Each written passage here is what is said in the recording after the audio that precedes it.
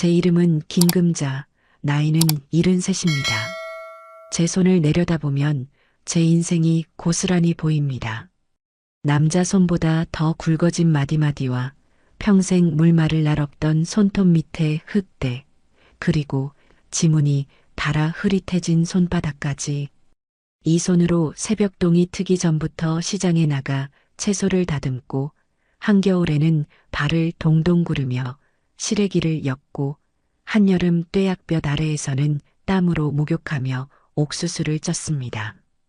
핏덩이 아들 재민이를 업고 좌판에 앉아 꾸벅꾸벅 졸던 젊은 날들이 어제 같은데 세월은 쏜살같이 흘러 제 머리 위에 하얀 서리를 가득 내려놓았네요. 남편은 재민이가 세상에 나온 지 겨우 3년 되던 때에 몹쓸 병으로 제 곁을 떠났습니다. 병원비로 전셋집 보증금까지 다 빼쓰고도 남편을 살리지 못했을 때 저는 슬퍼할 겨를도 없었어요. 당장 어린 자식의 입에 들어갈 밥이 없었으니까요. 그날부터 저는 어미이자 아비였고 재민이는 제 삶의 이유이자 세상 그 자체였습니다. 독하다, 억척스럽다, 주변의 수군거림은 제 귀에 들리지 않았습니다.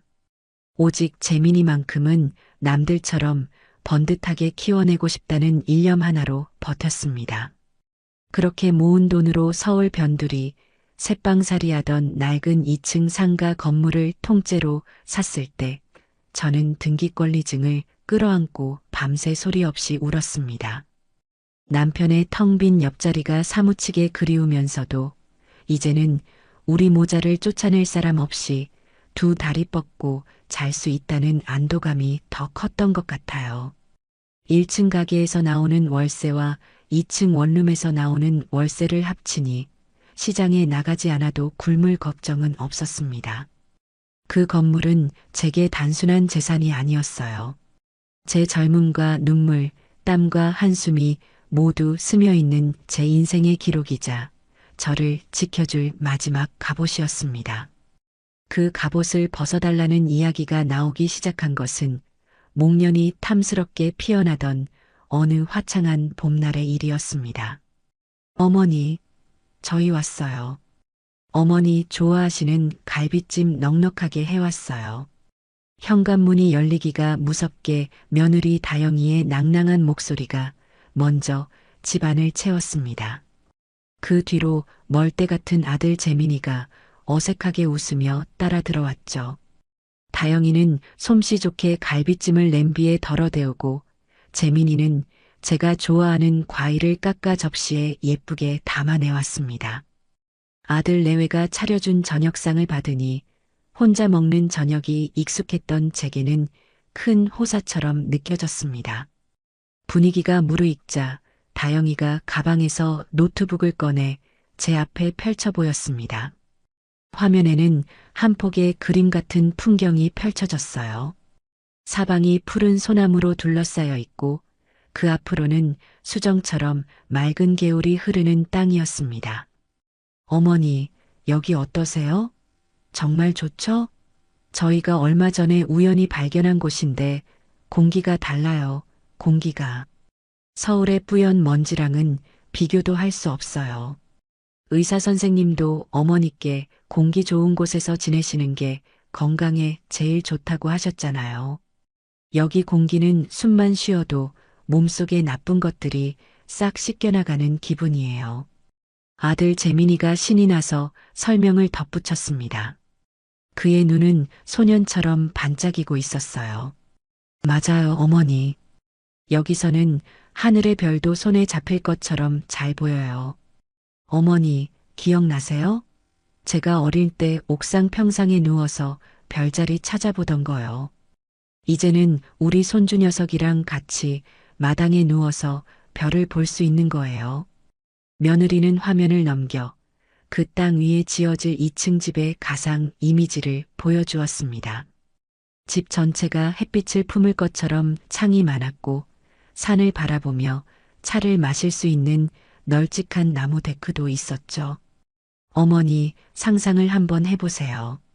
아침마다 시끄러운 자동차 소리가 아니라 이름 모를 새들이 지저귀는 소리에 눈을 뜨시는 거예요.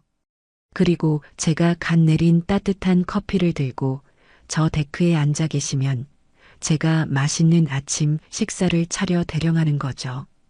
주말에는 제가 어머니 좋아하시는 코스모스랑 채송화를 마당 가득 심어 드릴게요. 어머니 방 창문 바로 아래에다 심어서 눈 뜨시면 제일 먼저 꽃을 보실 수 있게요. 그들의 말은 제 외로운 마음에 따뜻한 아랫목처럼 파고들었습니다. 시끄러운 도시의 소음, 퀴퀴한 매연, 혼자 잠들고 혼자 깨어나는 지독한 고독. 제가 평생을 견뎌온 모든 것들로부터의 완벽한 해방처럼 느껴졌어요. 하지만 이내 정신이 번쩍 들었습니다. 참 좋은 꿈 같은 이야기다만 저런 꿈을 현실로 만들려면 돈이 있어야지. 니들한테 그런 돈이 어디 있니? 제 단호한 물음에 아들 내외의 얼굴에 잠시 어색한 침묵이 흘렀습니다.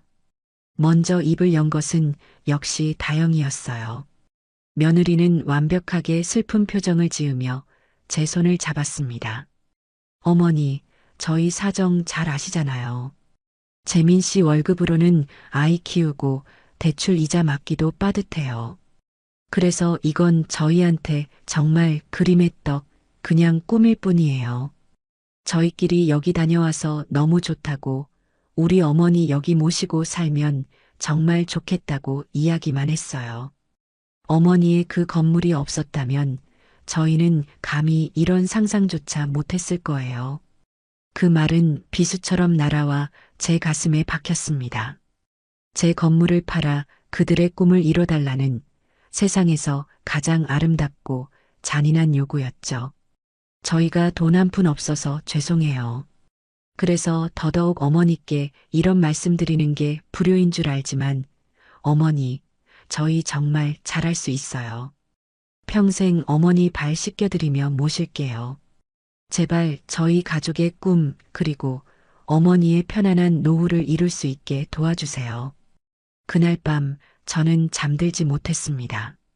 다음 날 저는 평소보다 일찍 집을 나섰습니다. 버스를 타고 몇 정거장을 달려 제 이름으로 된 작은 상가 건물 앞에 섰어요. 1층 식당에서는 젊은 부부가 아침 장사를 준비하며 웃고 있었고 2층 원룸 창가에는 고시생 아가씨의 책상 불빛이 새어 나오고 있었습니다. 저 건물은 저 혼자만의 것이 아니었어요. 저곳에 새 들어 사는 사람들의 희망과 꿈이 함께 담겨 있는 공간이었습니다. 건물의 차가운 벽에 손을 대자 제 젊은 날의 고생이 고스란히 느껴지는 것 같아 눈시울이 뜨거워졌습니다. 내가 이걸 어떻게 팔아? 한참을 서성이다 발길을 돌렸지만 눈앞에는 아들의 간절한 얼굴과 며느리의 눈물이 어른거렸습니다. 결국 저는 자식의 꿈에 제 인생 전부를 걸기로 했습니다. 부동산에 건물을 내놓자 좋은 가격에 사겠다는 사람이 금방 나타났습니다. 은행 창구에 앉아 제 평생이 담긴 돈이 아들의 통장으로 넘어가는 것을 멍하니 바라보았습니다. 제 통장 잔고는 순식간에 몇만 원짜리로 쪼그라들었지만 저는 애써 웃으며 말했습니다. 이제 네가 우리 집 가장이다. 어깨 쫙 펴고 살아라. 집이 거의 다 지어져 갈 무렵 이번에는 아들이 제게 차 이야기를 꺼냈습니다. 새로 이사갈 동네는 다들 사는 수준이 있는데 낡은 국산차는 좀 창피하다는 것이었죠. 며느리는 옆에서 거들었습니다. 어머니, 그리고 그런 전원주택에 낡은 차가 서 있으면 동네 사람들이 뭐라고 하겠어요. 아들 며느리가 늙은 어머니 재산 뺏어서 집 짓고 정작 어머니 차는 낡은 거 태워드린다고 손가락질할 거예요. 번듯한 차 한 대 있어야 우리 가족 전체의 체면이 서는 거예요. 다 어머니를 위해서 그러는 거죠. 참으로 기가 막힌 논리였지만 저는 더 이상 반박할 힘도 없었습니다. 저는 그들을 데리고 수입차 전시장을 찾았습니다. 아들은 가장 비싼 독일제 세단 앞에서 떠날 줄을 몰랐죠. 가격을 보니 눈앞이 아찔했지만 저는 이미 브레이크가 고장난 기차처럼 멈출 수가 없었습니다. 계약서를 작성하려 할 때 저는 제 마지막 남은 이성을 쥐어짜 제안했습니다. 잠깐, 이왕 살 거면 똑똑하게 사야지. 그 차 내 이름으로 등록해라. 제 말에 아들 내외는 의아한 표정을 지었습니다. 저는 차분히 설명했어요. 내가 운전 경력도 너희보다 많고 그동안 사고 한 번 안 내서 보험 등급이 최고야. 니들 이름으로 하는 것보다 내 이름으로 하면 1년에 보험료도 많이 아낄 수 있어. 그 돈 모아서 손주 과자라도 하나 더 사줘라. 어미가 되어서 그 정도 머리는 써야지. 그것은 제가 할 수 있는 마지막 현실적인 조언이었습니다. 제 모든 것을 내어주면서도 어떻게든 한 푼이라도 아껴주고 싶은 어미의 마음이었죠. 다영이는 역시 지혜로우시다며 손뼉을 쳤고 차는 제 명의로 등록되었습니다. 그리고 마침내 이삿날이 밝았습니다. 제 낡은 가구들이 새 집에 들어가자 값비싼 새 가구들 사이에서 초라하게 기가 죽는 것만 같았습니다. 며느리는 제게 1층 구석에 작은 방을 내어주며 말했습니다. 어머니, 저희가 일부러 이 방으로 해드렸어요. 전문가한테 물어보니까 2층에 강한 햇볕은 노인분들 피부랑 눈에 아주 안 좋대요. 그래서 어머니 건강 생각해서 일부러 제일 아늑한 1층으로 모신 거예요. 저희 마음 아시죠? 그럴듯한 변명이었지만 이미 2층의 가장 크고 좋은 방은 그들의 침실로 꾸며져 있었습니다. 이사를 대충 마치고 저녁이 되자 아들 내외는 새 차를 길들여야 한다며 신나게 드라이브를 나섰습니다. 저는 창가에 홀로 서서 멀어져 가는 차를 바라보았어요. 제 성을 허물어 그들에게 왕국을 만들어 주었고 제 마지막 남은 쌈짓돈을 털어 그들에게 번쩍이는 마차를 사주었습니다. 그 왕국에서 제가 얻은 것은 가장 작고 초라한 방 한 칸. 그때였습니다. 제 심장 한구석에서 바늘처럼 날카로운 통증과 함께 아주 서늘한 예감이 처음으로 고개를 들기 시작한 것이 새 집에서의 생활에 익숙해지기 위한 저만의 노력이 시작된 것은 이사한 지 2주가 조금 지났을 무렵이었습니다. 텅 빈 집의 고요함과 아들 내외의 무관심 속에서 저는 제가 살아있다는 감각을 느끼고 싶었어요. 무엇보다 평생을 함께 울고 웃었던 옛 친구들이 보고 싶었습니다. 시장에서 좌판을 할 때 바로 옆자리에서 함께 채소를 팔던 옥자 언니, 건어물 가게를 하던 순이 엄마. 그들은 제게 단순한 친구가 아니라 피를 나누지 않은 자매나 마찬가지였습니다. 저는 용기를 내어 그들을 새 집으로 초대하기로 마음먹었습니다. 제 평생의 결실인 이 멋진 집을 친구들에게 자랑하고 싶은 마음도 조금은 있었지요. 제가 며느리 다영이에게 주말에 손님을 좀 초대하고 싶다고 이야기했을 때 그녀의 얼굴에는 순간적으로 경계심과 귀찮음이 스쳐 지나갔습니다. 하지만 그녀는 곧 특유의 상냥한 가면을 쓰고 활짝 웃으며 말했습니다. 어머, 손님이요? 물론이죠, 어머님. 어떤 분들인데요? 응, 시장에서 나랑 같이 고생했던 오랜 친구들이야. 딱 2사람만 불러서 조촐하게 밥이나 한 끼 먹으려고. 제 말에 다영이의 미간이 아주 미세하게 찌푸려지는 것을 저는 놓치지 않았습니다. 시장이라는 단어가 그녀의 심기를 건드린 모양이었습니다. 아, 시장 친구분들이요. 그러시구나. 그럼요, 당연히 초대하셔야죠. 집들이도 제대로 못했는데 잘 됐네요. 음식은 제가 요즘 잘 나가는 출장 뷔페라도 불러드릴까요? 어머님 힘드신데 음식 준비까지 하시려면 고생이시잖아요. 며느리의 제안은 겉보기에는 저를 위하는 것 같았지만 그 속내는 훤히 들여다 보였습니다. 제 시장 친구들이 먹을 음식을 제 손으로 직접 차리는 것이 탐탁지 않았던 것이죠. 아마도 제가 만든 투박한 음식들이 이 집의 품격과 어울리지 않는다고 생각했을 겁니다. 아니다. 내가 내 친구들 먹일 밥인데 내 손으로 직접 해야지. 출장 뷔페는 무슨.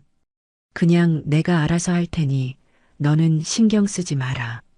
제 단호한 대답에 며느리는 더 이상 고집을 부리지 않았습니다. 대신 그녀는 몇 가지 조건을 덧붙이는 것을 잊지 않았죠.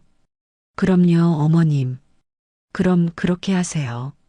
대신 친구분들 오시면 현관에서 신발은 꼭 신발장에 넣어달라고 말씀해 주시고요. 거실 벽지는 이탈리아에서 수입한 실크 벽지니까 손으로 만지지 않도록 주의 좀 시켜주세요. 그리고 다 같이 소파에 앉으실 때 제가 쿠션을 따로 내어드릴 테니 꼭 그걸 깔고 앉으라고 해주세요. 저희 소파가 스웨덴에서 주문 제작한 거라 때가 잘 타거든요.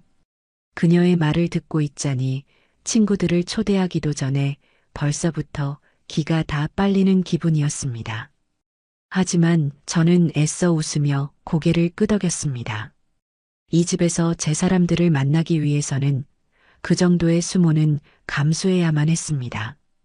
약속한 주말이 되자 저는 새벽부터 일어나 음식을 준비하기 시작했습니다. 며느리가 그토록 자랑하던 넓고 쾌적한 주방을 저는 그날 처음으로 제 것처럼 마음껏 사용했습니다. 갈비찜을 짭짤하고 달콤하게 재우고 알록달록한 채소들을 볶아 잡채를 만들고 해물을 듬뿍 넣어 노릇노릇하게 전을 부쳤습니다. 음식 냄새가 온 집안에 구수하게 퍼져나가자 비로소 이 집에 사람 사는 온기가 도는 것 같았습니다. 오후가 되어 친구들이 약속 시간에 맞춰 도착했습니다. 그들은 대문 앞에서부터 입을 떡 벌리고 감탄사를 연발했습니다. 아이고, 금자야. 이게 정말 네 집이란 말이냐? 무슨 드라마에 나오는 재벌집 회장님 댁 같다야. 고생 끝에 낙이 온다더니 네가 우리 중에 제일 크게 성공했네.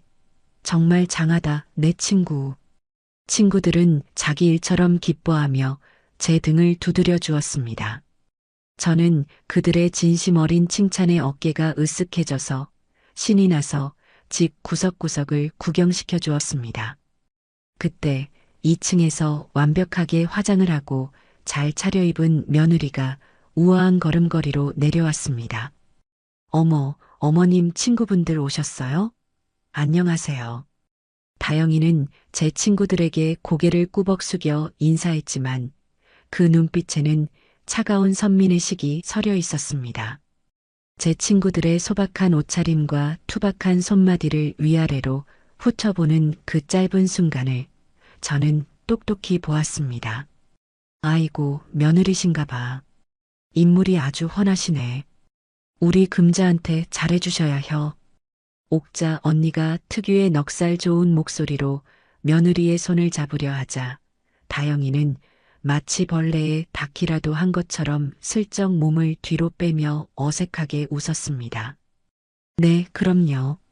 제가 저희 어머님 끔찍이 생각하죠. 다들 이리 와서 앉으세요. 제가 차라도 한 잔 내어드릴게요. 며느리는 친구들을 거실 소파로 안내했습니다. 그리고는 약속했던 대로 창고에서 꺼내온 낡고 촌스러운 꽃무늬 방석을 하나씩 나누어 주며 말했습니다. 자, 여기 방석 위에 앉으세요. 그냥 앉으시면 소파가 더러워져서요. 그녀의 무례한 말에 친구들의 얼굴이 순간 굳어지는 것이 보였습니다. 저는 너무나 창피해서 얼굴이 화끈거렸지만 애써 분위기를 수습하며 친구들을 자리에 앉혔습니다. 잠시 후 며느리는 쟁반에 주스도 커피도 아닌 멀건 보리차를 몇 잔 내왔습니다. 변변치 않지만 시원한 보리차라도 한 잔 하세요. 그녀의 말투는 더없이 공손했지만 그 안에는 너희에게는 이 정도도 감지덕지다라는 모욕적인 의미가 담겨 있었습니다. 친구들은 아무 말 없이 보리차만 홀짝였습니다. 즐거워야 할 집들이 분위기는 며느리의 등장과 함께 싸늘하게 식어버렸습니다. 저는 서둘러 주방으로 가 정성껏 준비한 음식들을 내왔습니다.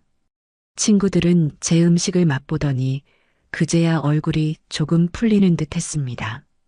역시 이 맛이야. 금자, 네 손맛은 여전하구나. 이 갈비찜은 정말 예술이다, 예술. 잡채도 정말 맛있네. 며느리도 이리 와서 같이 좀 드셔보셔. 순이 엄마가 며느리에게 빈 접시를 내밀자 다영이는 질색하는 표정을 감추지 못하고 손사래를 쳤습니다. 아니에요, 괜찮아요. 저는 원래 아침을 늦게 먹어서 배가 안 고파요. 그리고 이런 기름진 음식은 별로 좋아하지 않아서요. 살찌잖아요. 그녀는 마치 제 친구들이 먹는 음식이 무슨 오물이라도 되는 것처럼 말했습니다. 그 순간 제 마음속에서 무언가가 툭 하고 끊어지는 소리가 났습니다. 제가 제 친구들을 위해 제 손으로 정성껏 만든 이 음식들이 그녀에게는 그저 기름지고 살찌는 저급한 음식일 뿐이었던 것입니다. 식사가 끝나고 옥자 언니가 좋은 마음으로 상을 치우는 것을 도우려 하자 며느리는 거의 비명을 지르며 달려와 언니의 손에서 그릇을 빼앗았습니다. 어머님, 괜찮아요. 제가 할게요. 그냥 두세요. 이 그릇 제가 아끼는 거라 함부로 다루면 깨져요. 그녀의 과민한 반응에 옥자 언니는 무안한 듯 손을 거두었습니다. 더 이상 참을 수 없었던 저는 결국 폭발하고 말았습니다. 다영아, 그만하지 못해. 제 고함 소리에 집안의 모든 소음이 멎었습니다. 아들 내외는 물론이고 제 친구들까지 모두 놀란 눈으로 저를 쳐다보았죠. 오늘 온 손님들은 내 손님이다. 네 손님이 아니라 내 손님에게 음식을 내고 상을 치우는 것은 이 집 주인인 내가 알아서 할 일이야. 넌 더 이상 참견하지 말고 네 방으로 올라가 있거라. 제 단호한 말에 며느리는 얼굴이 새빨개졌지만 여러 사람이 보는 앞에서 더 이상 제게 대들지는 못했습니다. 그녀는 저를 한번 쏘아보고는 쿵쿵거리는 발소리와 함께 2층으로 올라가 버렸습니다. 그 일이 있은 후 친구들은 더 이상 편하게 앉아있지 못했습니다. 그들은 눈치를 보며 서둘러 자리에서 일어났고 저는 차마 그들을 붙잡을 수가 없었습니다. 평생의 자랑이 될 것이라 생각했던 집들이는 그렇게 제 인생 최악의 굴욕과 상처만을 남긴 채 끝나버렸습니다. 친구들이 돌아가고 난 뒤 집안에는 무거운 침묵만이 흘렀습니다. 잠시 후 2층에서 내려온 며느리는 제게 사과 한마디 없이 창문을 활짝 열고 방향제를 집 안 곳곳에 뿌리기 시작했습니다. 아휴, 냄새야. 온 집안에 마늘 냄새랑 시장 냄새가 진동을 하네.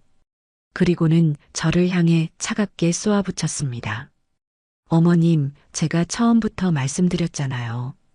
저희 집은 그런 분들이 함부로 드나들 곳이 아니라고요.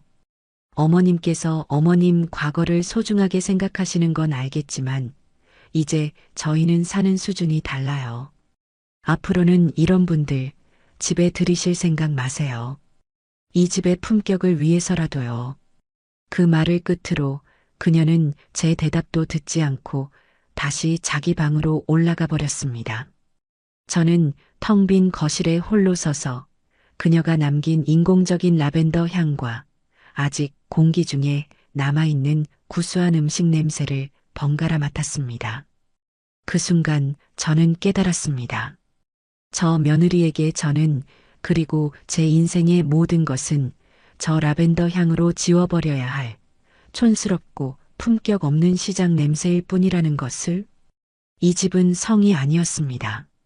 제 모든 것을 빨아들인 거대한 무덤이었습니다.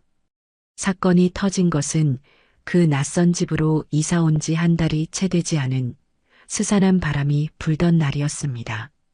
그날따라 아침부터 속이 좋지 않았어요. 명치 끝이 바늘로 콕콕 쑤시는 것 같기도 하고 뜨거운 불덩이가 위장 속을 굴러다니는 것 같기도 했습니다. 나이가 들면 아픈 것이 일상이라 대수롭지 않게 여기고 부엌으로 나갔습니다. 아침 식사라도 준비해야 아들 녀석 출근길에 밥 한 술이라도 먹여보낼 수 있을 테니까요. 하지만 그날은 몸이 제 마음대로 움직여주지 않았습니다. 냉장고 문을 여는데 눈앞이 핑 돌면서 그 자리에 주저앉고 말았어요. 식은 땀이 비 오듯 흘러내리고 배를 칼로 저미는 듯한 통증에 숨을 쉴 수조차 없었습니다. 아! 하는 비명소리가 저도 모르게 터져나왔습니다. 마침 2층에서 내려오던 며느리가 제 모습을 보고 기겁을 하며 달려왔어요. 어머님, 왜 그러세요? 어디가 안 좋으세요? 다영이의 목소리에는 분명 걱정이 담겨 있었지만 저는 그 순간에도 아침부터 이게 무슨 패기치는 짓인가 하는 미안함이 먼저 들었습니다. 저는 간신히 고통을 참으며 말했습니다. 배가 너무 아프구나. 병원에 좀 가야 할 것 같다. 병원요? 지금요? 며느리의 얼굴에 찰나의 망설임과 짜증이 스쳐 지나가는 것을 저는 똑똑히 보았습니다. 그 표정은 금세 사라지고 다시 걱정스러운 얼굴로 돌아왔지만 한 번 본 것을 못 본 것으로 할 수는 없는 노릇이었죠. 우선 소파에 좀 누워 계세요. 제가 재민 씨부터 출근시키고 준비할게요. 다영이는 저를 부축해 거실소에 눕혔습니다. 저는 아픈 와중에도 출근 준비를 하는 아들 내외의 분주한 소리를 들으며 눈을 감았습니다. 잠시 후 말끔하게 차려입은 아들이 제게 다가와 이마를 짚어보더군요. 어머니, 많이 아프세요? 다영이가 병원 모시고 갈 거니까 조금만 참으세요. 제가 오늘은 중요한 회의가 있어서 먼저 나가봐야 할 것 같아요. 죄송해요. 아들은 제 손을 한번 잡아주고는 이내 현관을 나섰습니다. 그 뒷모습이 어찌나 멀게 느껴지던지 저는 차마 아들을 부를 수가 없었습니다. 아들이 나가고 한참이 지나서야 며느리는 화장을 곱게 하고 옷을 차려입고 내려왔습니다. 제 고통스러운 신음소리보다 그녀의 외출 준비 시간이 더 길게 느껴지는 것은 아마 제 기분 탓만은 아니었을 겁니다. 어머님, 이제 가요. 제가 근처에서 제일 큰 병원으로 알아봤어요. 며느리는 저를 부축하여 마당에 서 있는 검은색 세단에 태웠습니다. 제가 사준 바로 그 차였죠. 새 차의 가죽 시트는 아직도 낯선 냄새를 풍기고 있었습니다. 차에 오르자 며느리는 습관처럼 스마트폰을 들여다보며 친구와 메시지를 주고받기 시작했습니다. 차 안에는 타자 소리만 요란하게 울렸고 아파서 끙끙 앓는 제게 괜찮냐고 물어보는 말 한마디가 없었어요. 그래, 바쁜 애한테 괜한 부탁을 했구나. 조금만 참았다가 혼자 택시라도 타고 갈 것을. 후회가 밀려왔지만 이미 늦은 일이었습니다. 병원으로 가는 내내 다영이는 간간히 한숨을 내쉬며 혼잣말을 했습니다. 아, 오늘 백화점에 신상 들어오는 날인데 친구랑 점심 약속도 취소해야겠네. 그 말들은 모두 제 가슴에 와서 비수처럼 박혔습니다. 저는 죄인처럼 고개를 숙이고 신음소리조차 내지 않으려 입술을 꽉 깨물었습니다. 제 평생의 재산으로 산 이 안락한 자동차 안에서 저는 지금껏 느껴보지 못한 가장 비참한 서름을 느끼고 있었어요. 이 차를 사주며 아들 내외가 기뻐하던 모습이 떠올랐습니다. 어머니, 이 차로 좋은 곳 많이 모시고 다닐게요. 그들의 약속은 잉크도 마르기 전에 공중으로 흩어져 버린 것만 같았습니다. 병원에 도착해서도 며느리의 태도는 마찬가지였습니다. 접수를 하고 의사를 기다리는 내내 그녀는 의자에 깊숙이 기댄 채 스마트폰에서 눈을 떼지 않았어요. 제 등이라도 한번 쓸어주거나 따뜻한 물이라도 한 잔 건네줄 법도 한데 그녀에게 저는 그저 시간을 잡아먹는 귀찮은 짐일 뿐인 듯 보였습니다. 의사는 급성 위경련인 것 같다고 주사를 맞고 약을 먹으면 괜찮아질 거라고 했습니다. 수액 주사를 맞는 1시간 동안 며느리는 진료실 밖에서 친구와 통화를 하며 큰 소리로 웃고 떠들었습니다. 그 웃음소리가 커튼을 뚫고 들어와 제 심장을 헤집는 것만 같았어요. 주사를 다 맞고 약을 타서 다시 차에 올랐을 때 저는 완전히 기진맥진한 상태였습니다. 통증은 조금 가라앉았지만 마음의 상처는 더욱 깊어져 있었죠. 집으로 돌아오는 길, 차 안에는 여전히 무거운 침묵만이 흘렀습니다. 저는 그저 창밖에 스쳐 지나가는 풍경만 하염없이 바라보았어요. 푸른 산과 나무들이 제 처지를 위로해주는 것 같기도 하고 어리석은 제 선택을 비웃는 것 같기도 했습니다. 집에 거의 다 도착했을 무렵 주유등에 경고등이 깜빡 들어왔습니다. 며느리는 인상을 찌푸리며 가장 가까운 주유소로 핸들을 돌렸어요. 저는 아무 생각 없이 눈을 감고 있었는데 주유를 마친 며느리가 차의 시동을 다시 걸더니 뒤를 돌아보며 아무렇지도 않게 말했습니다. 제 인생을 송두리째 뒤흔든 그 한마디를 저는 평생 잊지 못할 겁니다.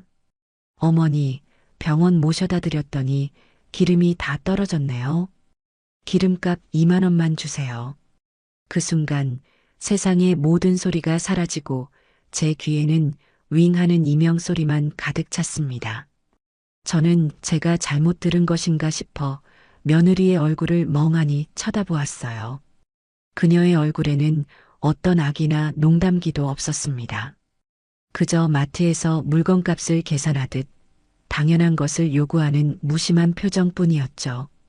수억 원의 집, 수천만 원의 차를 사준 어미에게 아픈 몸을 이끌고 겨우 병원 한 번 다녀온 대가로 기름값 2만 원을 요구하는 며느리. 저는 그 짧은 순간에 제가 그동안 얼마나 어리석고 허황된 꿈에 빠져 있었는지를 깨달았습니다.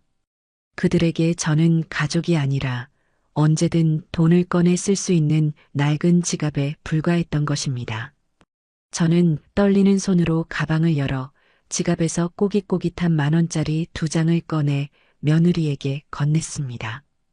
다영이는 그 돈을 아무렇지도 않게 받아 자기 지갑에 쏙 넣더군요.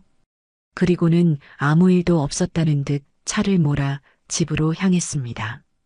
차가 마당에 멈추고 저는 비틀거리며 차에서 내렸습니다. 며느리는 먼저 집으로 쌩안이 들어가 버렸고 저는 한참 동안 마당에 서서 제가 사준 저 번쩍이는 검은색 세단을 바라보았습니다. 이제 저 차는 제게 고마움의 상징이 아니라 제 어리석음과 그들의 무정함을 증명하는 거대한 쇳덩어리로밖에 보이지 않았습니다. 그날 제 안에서 무언가가 완전히 부서져 내렸습니다. 그리고 그 부서진 자리에서 차갑고 단단한 무언가가 조용히 싹트기 시작했습니다. 그날 밤 저는 한숨도 잠들지 못했습니다.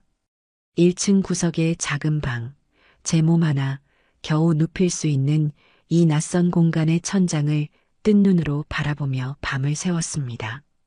창밖에서는 귀뚜라미 소리가 처량하게 울렸고 2층에서는 간간히 아들 내외의 행복한 웃음소리가 들려왔습니다. 그 웃음소리는 제게 더 이상 위안이 아니라 심장을 도려내는 칼날처럼 느껴졌어요. 낮에 며느리에게 건넸던 꼬깃꼬깃한 2만 원이 제 눈앞에서 거대한 산이 되어 저를 짓누르는 것만 같았습니다. 이것은 단순히 돈의 문제가 아니었습니다. 만약 길에서 넘어진 저를 모르는 젊은이가 부축해주고 병원에 데려다 주었다면 저는 기꺼이 기름값은 물론이고 밥값까지 챙겨주며 고마워했을 겁니다. 하지만 상대는 제 며느리였습니다. 제가 제 모든 것을 내어준 아들의 아내였죠. 그 2만 원에는 저에 대한 일말의 존중이나 연민, 애정조차 담겨 있지 않았습니다. 오직 차가운 계산과 귀찮음, 그리고 나는 너에게 의무를 다했다는 식의 거래 관계만이 존재했을 뿐입니다. 수억 원짜리 집. 그들이 지금 두 다리 뻗고 잠든 저 집은 제 평생의 피와 땀입니다. 시장 좌판에 앉아 추위에 곱은 손을 불어가며 벌었고 식당 주방에서 뜨거운 불 앞에 서서 허리가 끊어지도록 일하며 모은 돈입니다. 수천만 원짜리 차. 아들 녀석 회사에서 기죽지 말라고 제 마지막 남은 노후 자금까지 털어서 사준 선물입니다. 그 모든 것을 받고도 그들은 아픈 어미를 병원에 데려다 준 기름값이 아까워 손을 벌렸습니다. 그것은 단순한 실수가 아니었어요. 그것은 그들의 본심이었고 저를 대하는 그들의 진짜 태도였습니다. 그들에게 저는 더 이상 어머니가 아니라 모든 것을 빼앗기고 이제는 껍데기만 남은 비용일 뿐이었습니다. 저는 어둠 속에서 조용히 눈물을 흘렸습니다. 제 어리석음에 대한 눈물이었고 자식의 행복을 위해 모든 것을 바친 제 인생에 대한 연민의 눈물이었으며 차갑게 식어버린 그들의 마음에 대한 절망의 눈물이었습니다. 하지만 눈물은 이내 분노로 변했습니다. 그리고 그 분노는 다시 차갑고 단단한 결심으로 굳어졌어요. 그래, 내가 바보였다. 자식의 행복이 곧 내 행복이라는 헛된 믿음에 빠져 모든 것을 내어준 내가 천치였다. 하지만 더 이상은 아니다. 내가 내어준 것을 내 방식으로 되찾아오겠다. 밤새 저를 괴롭히던 복통은 거짓말처럼 사라져 있었습니다. 마음의 병이 깊어지니 몸의 병은 사소하게 느껴지는 모양입니다. 동쪽 하늘이 희미하게 밝아오기 시작할 무렵 저는 자리에서 일어났습니다. 제 마음은 그 새벽 공기처럼 차갑고 맑았습니다. 더 이상의 망설임이나 미련은 없었어요. 아침이 되자 아들 내외는 아무 일도 없었다는 듯이 행동했습니다. 며느리는 제게 아침 인사를 건넸고 아들은 신문을 보며 식사를 했죠. 저는 묵묵히 제 몫의 밥을 먹고 자리에서 일어났습니다. 그리고 그들이 출근하기만을 조용히 기다렸습니다. 아들이 제가 사준 그 검은색 세단에 시동을 걸고 며느리가 조수석에 올라타는 모습을 창문으로 지켜보았습니다. 차가 시야에서 완전히 사라지자 저는 곧장 전화기를 들었습니다. 인터넷을 뒤져 찾아낸 우리 동네에서 가장 큰 중고차 매매상의 번호였습니다. 수화기 너머로 젊은 남자의 목소리가 들렸습니다. 네, 중고차 최고가 매입 전문 모터스입니다. 저는 제 목소리가 조금도 떨리지 않는다는 사실에 스스로 놀랐습니다. 여기 와서 차 좀 가져가세요. 작년에 출고한 독일제 세단입니다. 주행거리도 거의 없고요. 아, 네, 고객님. 바로 출발하겠습니다. 30분 안에 도착할 겁니다. 전화를 끊고 저는 방으로 들어가 제 인감도장과 자동차 등록증을 챙겼습니다. 모든 것이 순조로웠습니다. 약속된 시간이 되자 최고가 매입이라고 쓰인 요란한 스티커를 붙인 트럭 한 대가 집 앞에 멈춰 섰습니다. 차에서 내린 젊은 남자는 제 검은색 세단을 보더니 휘파람을 불며 감탄했어요. 와, 사모님. 이거 그냥 새 차나 다름없네요. 관리 정말 잘하셨습니다. 왜 이렇게 빨리 파시는 거예요? 그냥 나한테는 좀 과분한 차인 것 같아서요. 저는 무심하게 대답하며 그를 집 안으로 안내했습니다. 거실 테이블에 마주 앉아 그는 차의 상태를 꼼꼼히 체크한 서류를 보여주며 매입 가격을 제시했습니다. 제가 생각했던 것보다 괜찮은 금액이었어요. 저는 그 자리에서 바로 매매 계약서에 인감도장을 찍었습니다. 모든 절차는 1시간도 채 걸리지 않았습니다. 남자는 제게 두툼한 돈 봉투를 건넸고 함께 나온 견인차 기사는 제 세단을 견인차에 단단히 고정시키기 시작했습니다. 저는 마당에 서서 그 모든 과정을 묵묵히 지켜보았습니다. 아들 내외가 그렇게나 자랑스러워하던 그들의 성공과 허영심의 상징이었던 번쩍이는 검은색 세단이 무력하게 견인차 위로 끌려 올라갔습니다. 그리고는 제가 사는 이 동네를 천천히 빠져나갔죠. 그 모습이 제 눈에서 완전히 사라질 때까지 저는 한 발짝도 움직이지 않았습니다. 이상하게도 마음 한구석이 아프거나 서운하지 않았습니다. 오히려 오랫동안 저를 짓누르고 있던 무거운 돌덩이가 쑥 내려가는 것처럼 속이 다 후련했습니다. 그것은 제 어리석었던 과거와의 완전한 결별 선언이었습니다. 집 안으로 돌아온 저는 매매상이 건넨 돈다발을 테이블 위에 펼쳐놓았습니다. 그리고 그중 일부를 챙겨들고 다시 집을 나섰습니다. 버스를 타고 읍내로 나가 가장 가까운 국산차 영업점을 찾아갔습니다.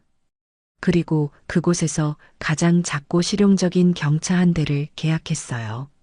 남은 돈은 은행에 들러 제 명의의 새로운 예금 통장을 만들어 모두 입금했습니다. 모든 일을 마치고 집으로 돌아오는 버스 창가에 앉아 저는 오랜만에 편안한 마음으로 바깥 풍경을 구경했습니다. 이제부터 제 인생의 운전대는 제가 직접 잡고 제가 가고 싶은 길을 갈 것입니다. 텅 비어버린 주차장을 보니 오히려 마음이 평화로웠습니다. 이제 곧 불어닥칠 폭풍우를 기다리는 고요하고 완전한 평화였습니다. 그날 저녁 저는 평소보다 조금 더 정성껏 저녁을 준비했습니다. 보글보글 끓는 된장찌개의 구수한 냄새가 온 집안에 퍼져나갔어요. 제가 거실 테이블에 앉아 조용히 식사를 시작할 무렵 현관문이 열리고 아들 내외가 들어왔습니다. 평소와 다름없이 그들은 제잘거리며 들어섰습니다. 아, 오늘 부장님 때문에 정말 스트레스 받아 죽는 줄 알았네. 고생했어요, 여보. 얼른 씻고 저녁 먹자. 오늘따라 유난히 맛있는 냄새가 나네. 그들의 즐거운 대화는 마당을 가로질러 거실창에 다다랐을 때 칼로 자른 듯 뚝 끊겼습니다. 저는 그들의 시선이 어디에 머물렀을지 보지 않아도 알 수 있었어요. 항상 그 자리에 위풍당당하게 서 있던 그들의 자존심이었던 검은색 세단이 사라진 텅 빈 주차장. 잠시 동안 무거운 침묵이 흘렀습니다. 이윽고 다급한 발소리와 함께 현관문이 벌컥 열렸습니다. 어머니, 어머니, 차 어디 갔어요? 차? 아들 재민이가 하얗게 질린 얼굴로 집 안으로 뛰어들어오며 소리쳤습니다. 며느리 다영이 역시 당황한 기색이 역력한 얼굴로 그 뒤를 따랐죠. 그들은 마치 집 안 어딘가에 제가 차를 숨겨놓기라도 한 것처럼 거실과 부엌을 두리번거렸습니다. 저는 태연하게 된장찌개를 한술 뜨고 나서 천천히 입을 열었습니다. 차? 무슨 차 말하는 거니? 무슨 차긴요? 우리 차요. 주차장에 있던 검은색 차. 누가 훔쳐간 거 아니에요? 빨리 경찰에 신고해야 해요. 재민이는 금방이라도 울음을 터뜨릴 것처럼 허둥대며 주머니에서 휴대폰을 꺼내 들었습니다. 저는 그런 아들을 조용히 제지했습니다. 신고할 필요 없다.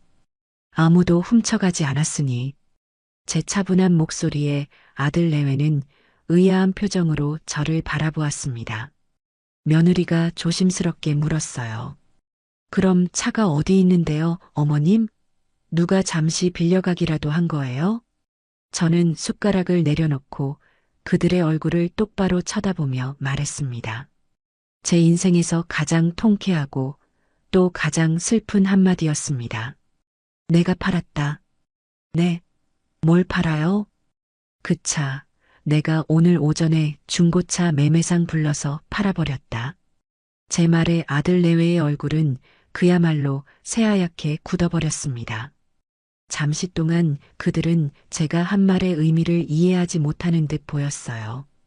거실에는 오직 찌개가 끓는 소리만이 작게 들려왔습니다. 가장 먼저 정신을 차린 것은 며느리였습니다. 그녀는 날카로운 목소리로 소리쳤습니다. 어머니, 지금 제정신이세요? 그걸 왜 어머니 마음대로 팔아요? 그게 어떤 차인데? 아들 역시 상황 파악이 된 듯 믿을 수 없다는 표정으로 제게 다가와 절규하듯 물었습니다. 어머니, 정말이에요? 왜요? 왜 우리한테 말 한마디 없이 그런 결정을 하세요? 도대체 이유가 뭐예요? 저는 자리에서 일어나 그들에게 천천히 다가갔습니다. 그리고 제 평생의 분노와 서름, 그리고 어미로서의 마지막 가르침을 담아 말했습니다. 이유? 이유는 너희가 더 잘 알 텐데. 어제 네 아내가 나한테서 받아간 돈이 얼마였지? 그래, 2만 원. 아픈 늙은 어미 병원 한번 데려다주고 받은 기름값 2만 원. 그깟 2만 원이 아까워서 어미에게 손을 벌리는 아들 내외에게 수천만 원짜리 외제차는 사치인 것 같아서 그랬다. 니들이 감당할 수 있는 수준의 차를 타는 게 맞는 것 같아서 내가 정리해 준 거야. 제 말은 거실의 공기를 얼어붙게 만들었습니다. 며느리는 얼굴이 새빨개졌다가 새하얘지기를 반복하더니 이내 뻔뻔하게도 변명을 늘어놓기 시작했어요. 어머님, 그걸 그렇게 오해하시면 어떡해요. 저는 그냥 농담한 거였어요. 어머님이랑 좀 더 친해지고 싶어서 장난친 거라고요. 농담? 저는 실소를 터뜨렸습니다. 내 돈 2만 원을 네 지갑에 쑤셔 넣을 때 네 얼굴은 조금도 농담하는 것 같지 않더구나. 그리고 설령 그게 농담이었다고 치자.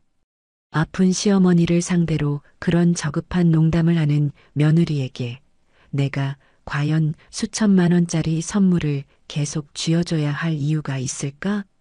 제 논리적인 반박에 며느리는 말문이 막힌 듯 입술만 달싹였습니다. 그러자 이번에는 아들이 나섰습니다. 그는 감정에 호소하는 방법을 택했죠. 어머니, 그래도 그렇지 어떻게 저희랑 상의 한마디 없이 차를 팔아버리세요. 그 차가 저한테 얼마나 중요한지 아시면서 이건 정말 너무하신 처사예요. 상해? 그랬구나. 너희는 나한테 상의를 하고 내 전 재산을 가져갔니? 너희는 나한테 상의를 하고 나를 이 집 구석의 작은 방에 밀어 넣었어? 너희가 나를 한 번이라도 진정한 가족으로, 어미로 존중했다면 나 역시 너희를 존중했을 게다. 하지만 너희는 나를 존중하지 않았어. 그러니 나도 더 이상 너희를 존중할 필요를 못 느끼겠구나. 그리고 분명히 해두지만 그 차는 내 명의로 된 내 재산이다. 내 재산을 내가 처분하는데 너희 허락받을 이유는 없는 것 같구나. 제 단호한 태도에 아들 내외는 더 이상 아무 말도 하지 못했습니다. 분노와 당혹감, 그리고 약간의 공포가 뒤섞인 표정으로 저를 바라볼 뿐이었죠. 그들의 위선적인 가면이 벗겨지고 맨 얼굴에 탐욕과 이기심이 드러나는 순간이었습니다. 저는 더 이상 그들을 상대하고 싶지 않아 제 방으로 향했습니다. 문을 닫고 들어오자 밖에서 며느리의 앙칼진 목소리와 아들의 한숨 소리가 뒤섞여 들려왔습니다. 저는 침대에 걸터 앉아 창밖의 어둠을 바라보았습니다. 이제 시작일 뿐이었습니다. 이것은 제 자존심과 제 인생을 되찾기 위한 긴 싸움의 첫 번째 신호탄이었으니까요. 그리고 저는 조금도 두렵지 않았습니다. 자동차를 팔아버린 그날 밤, 우리 집에는 태풍이 지나간 후에 고요함 같은 무겁고 서늘한 침묵만이 감돌았습니다. 저녁 식탁은 그 누구도 치우지 않은 채 엉망으로 남아 있었고 2층에서는 아들 내외가 낮은 목소리로 다투는 소리가 간간히 들려왔습니다. 저는 제 방문을 굳게 닫고 앉아 그들의 분노가 제게 미치지 못하도록 보이지 않는 벽을 쳤습니다. 더 이상 그들의 감정에 휘둘리고 싶지 않았어요. 제 마음은 오히려 기묘할 정도로 평온했습니다. 오랫동안 앓던 일을 뽑아낸 것처럼 시원하면서도 한편으로는 텅 비어버린 잇몸처럼 허전한 그런 복잡한 평온함이었죠. 다음 날 아침 부엌에 나갔을 때 식탁은 여전히 어젯밤의 전쟁터 그대로였습니다.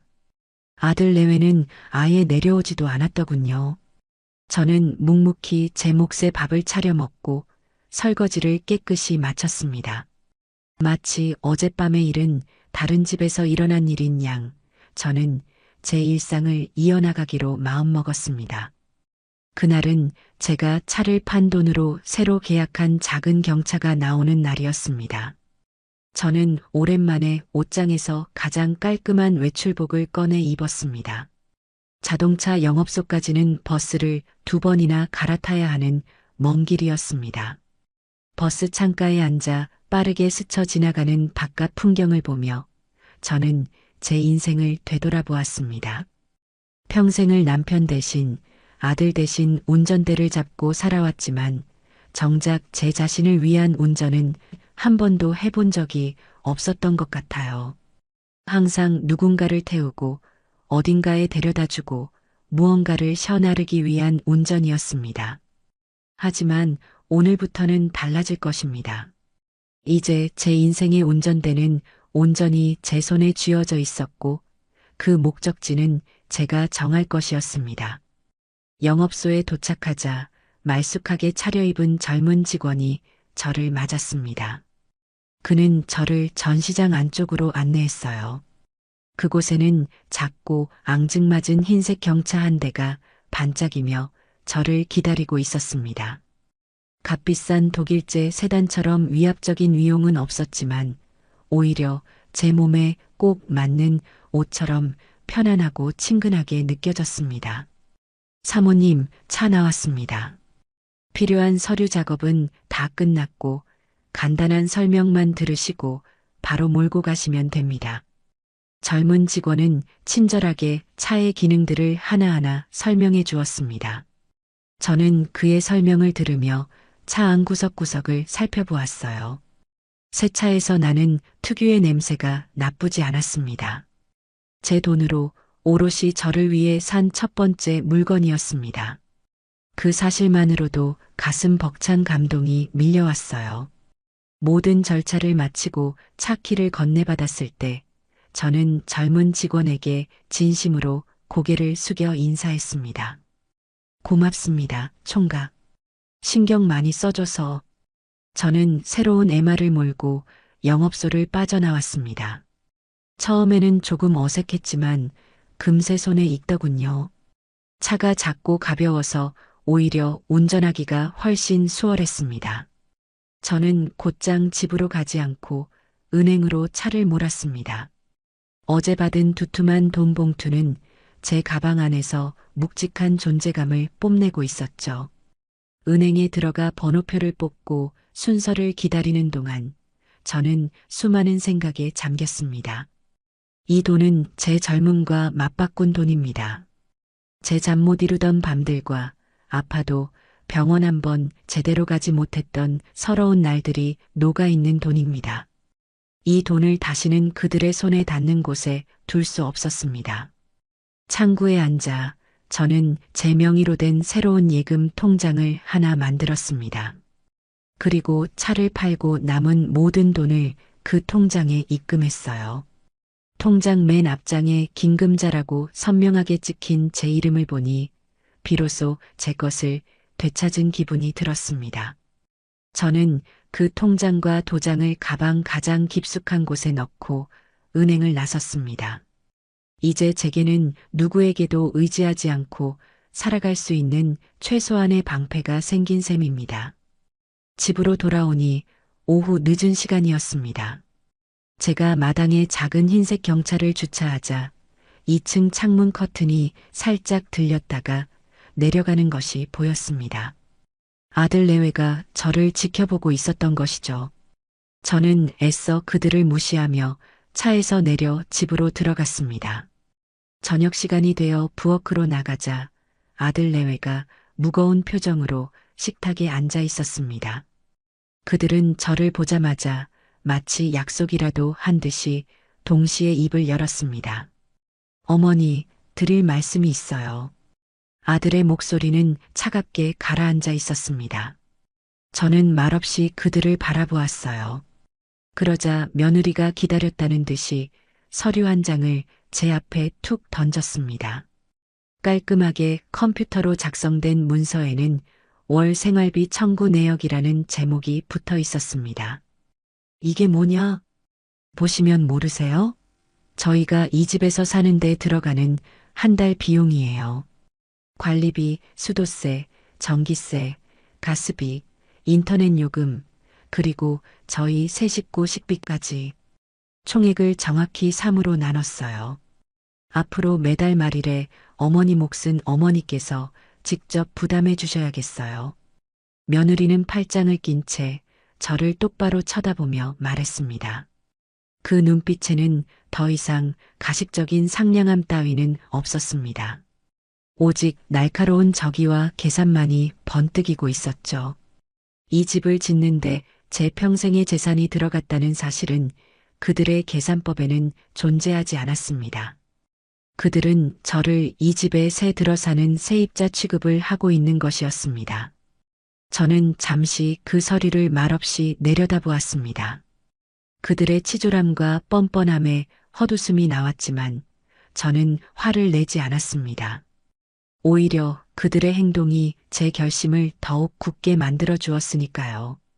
저는 청구서를 집어들어 찬찬히 훑어보았습니다. 그리고는 고개를 끄덕이며 말했죠. 그래, 알겠다. 이제부터는 모든 걸 정확하게 계산하며 사는 게 우리 서로에게 좋겠구나.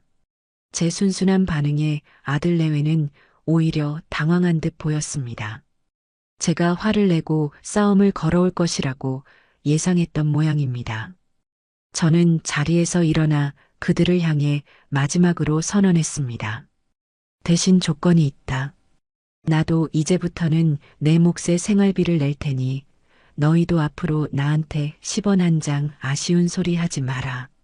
손주 녀석 학원비가 모자란다느니 네 아들 회사에 경조사가 있다느니 그런 소리로 나를 귀찮게 할 생각은 꿈도 꾸지 말라는 뜻이다. 우리는 이제 한 지붕 아래 사는 각자의 삶에 책임지는 남남이나 마찬가지니까. 내 말 똑똑히 알아들었니? 제 단호한 선언에 아들 내외는 아무 말도 하지 못했습니다. 그들은 그저 멍한 표정으로 저를 바라볼 뿐이었죠. 저는 더 이상 그들을 상대하지 않고 제 방으로 들어와 문을 닫았습니다. 그날 이후 우리 집에서는 보이지 않는 전쟁이 시작되었습니다. 하지만 저는 조금도 두렵지 않았습니다. 저는 이제 더 이상 빼앗길 것이 없는 사람이었고 제 손에는 저를 지켜줄 작은 자동차와 비밀 통장이 있었으니까요. 제 인생의 이막은 그렇게 차가운 경제적 독립선언과 함께 시작되고 있었습니다. 생활비 각출을 시작한 이후 우리 집의 공기는 눈에 띄게 달라졌습니다. 이전에는 가식적인 웃음이라도 오갔지만 이제는 서로를 없는 사람 취급하는 냉랭한 침묵만이 감돌았어요. 아들 내외는 저를 투명 인간처럼 대했습니다. 제가 거실 소파에 앉아 텔레비전을 보고 있으면 그들은 제 바로 앞에서 리모컨을 빼앗아 다른 채널로 돌려버렸고 제가 부엌에서 무언가를 하고 있으면 마치 제가 그곳에 없는 것처럼 자기들끼리만 큰 소리로 웃고 떠들었습니다. 그것은 대놓고 하는 구박보다 더 사람을 비참하게 만드는 교묘하고 치사한 방식의 따돌림이었습니다. 어느 날 저녁에는 자기들끼리만 피자를 시켜 먹더군요. 고소한 피자, 냄새가 온 집안에 진동했지만 그들은 제게 먹어보라는 말 한마디 건네지 않았습니다. 오히려 제가 없는 사람인 양 자기들끼리 텔레비전을 보며 낄낄거렸죠. 저는 말없이 제 방으로 들어와 찬밥에 물을 말아 먹었습니다. 밥알이 모래알처럼 껄끄럽게 느껴졌지만 눈물은 나오지 않았습니다. 그깟 피자, 한 조각에 연연하는 제 자신이 처량해서 오히려 화가 치밀어 올랐어요. 그들의 유치한 복수는 거기서 그치지 않았습니다. 제가 거실에 나와 불을 켜고 책이라도 읽으려고 하면 며느리는 보란 듯이 다가와 불을 꺼버리며 말했습니다. 어머님, 밤에는 좀 일찍 주무세요. 전기세가 얼마나 비싼지 아세요? 어머님 몫의 관리비가 더 나올 수도 있어요. 겨울이 되자 그들의 횡포는 더욱 심해졌습니다. 제가 추위를 많이 타는 것을 알면서도 그들은 보일러 온도를 마음대로 최저로 내려버렸어요. 제가 춥다고 이야기하면 아들은 제 말을 들은 척도 하지 않고 말했습니다. 요즘 가스비가 폭탄이에요, 어머니. 추우시면 옷을 좀 껴입으시면 되잖아요. 저는 밤마다 두꺼운 솜니부를 2개나 덮고 옷을 몇 겹씩 껴입고 잠을 청해야 했습니다. 제 돈으로 지은 이 따뜻하고 좋은 집에서 저는 추위에 떨며 밤을 보내는 신세가 된 것이었죠. 하지만 저는 그들에게 굴복하지 않았습니다.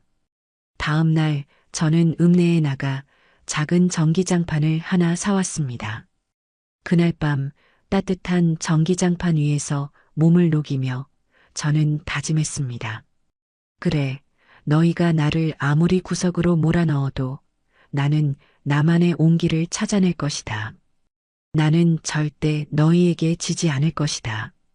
하지만 저를 가장 가슴 아프게 한 것은 그들이 어린 손주를 이용하기 시작했다는 점입니다. 제 하나뿐인 손주 녀석은 원래 저를 무척이나 따랐습니다. 제가 들려주는 옛날 이야기를 좋아했고 제가 만들어주는 간식을 세상에서 가장 맛있게 먹던 아이였죠. 하지만 어느 날부터인가 아이가 저를 피하기 시작했습니다. 제가 손을 내밀면 슬금슬금 뒷걸음질을 치고 제가 말을 걸면 못 들은 척 제 아빠나 엄마 뒤로 숨어버렸어요.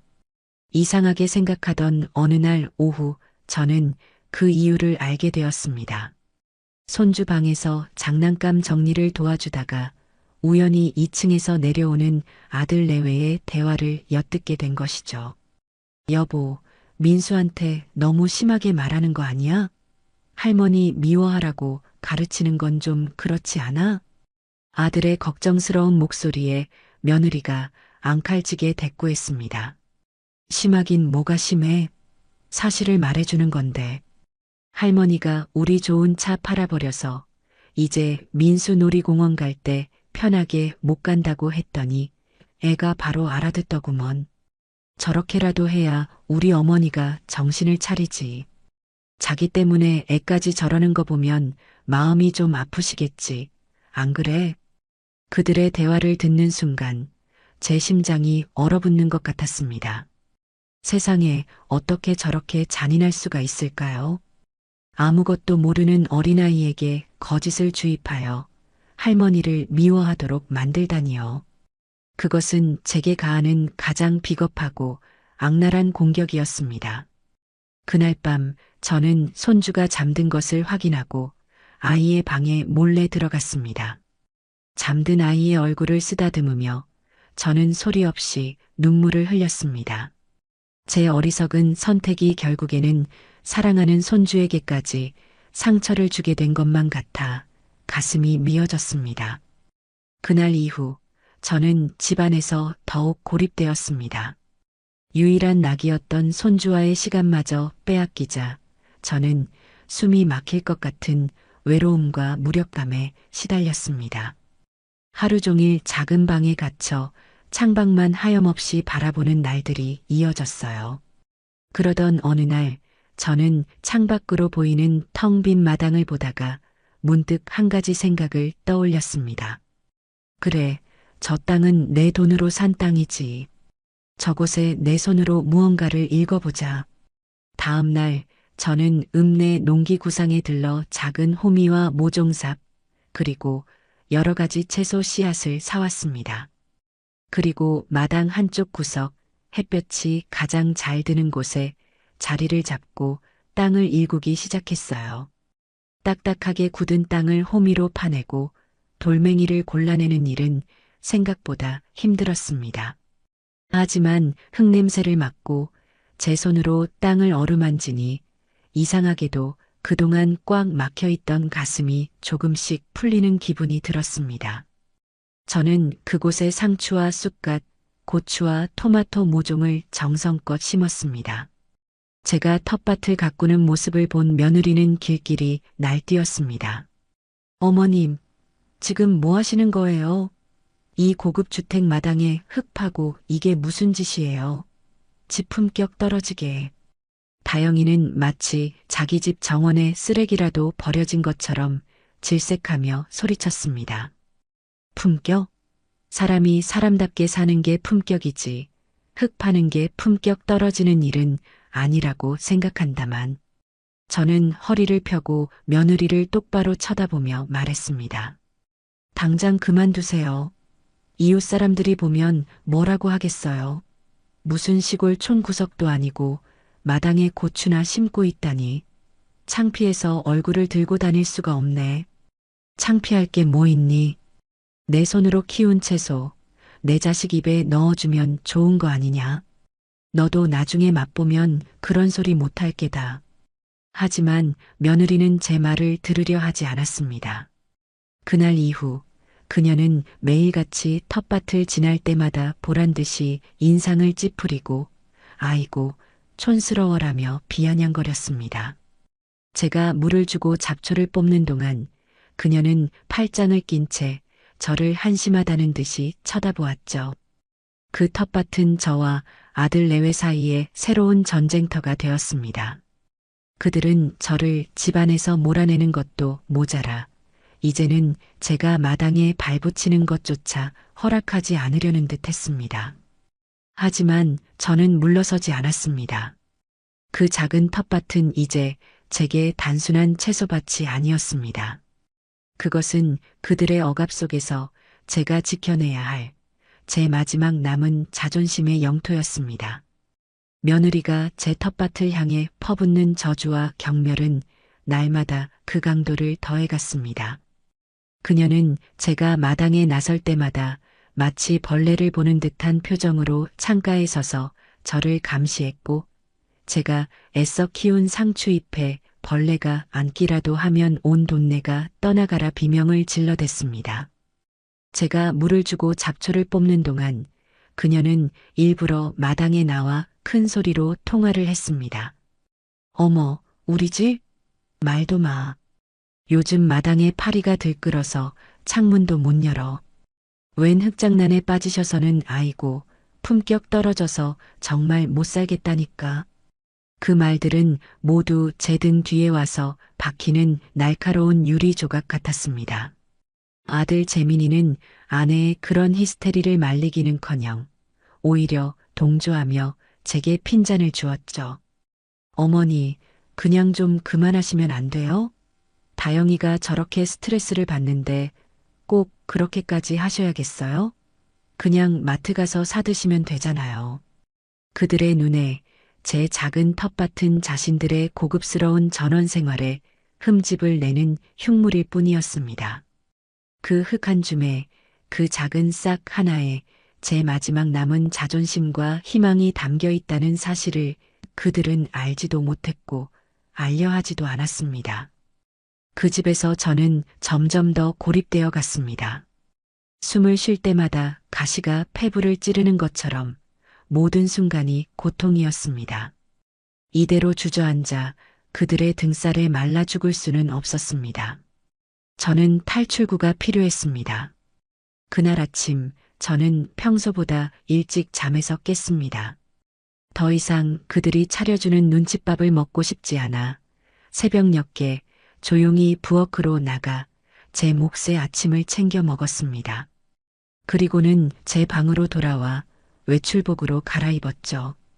제 손에는 얼마 전에 산 작은 경차의 열쇠가 들려 있었습니다. 차가 있다는 사실이 마치 든든한 아군을 얻은 것처럼 제게 용기를 주었습니다. 저는 조심스럽게 현관문을 열고 집을 나섰습니다. 아침에 차가운 공기가 폐부 깊숙이 들어오자 정신이 번쩍 드는 기분이었습니다.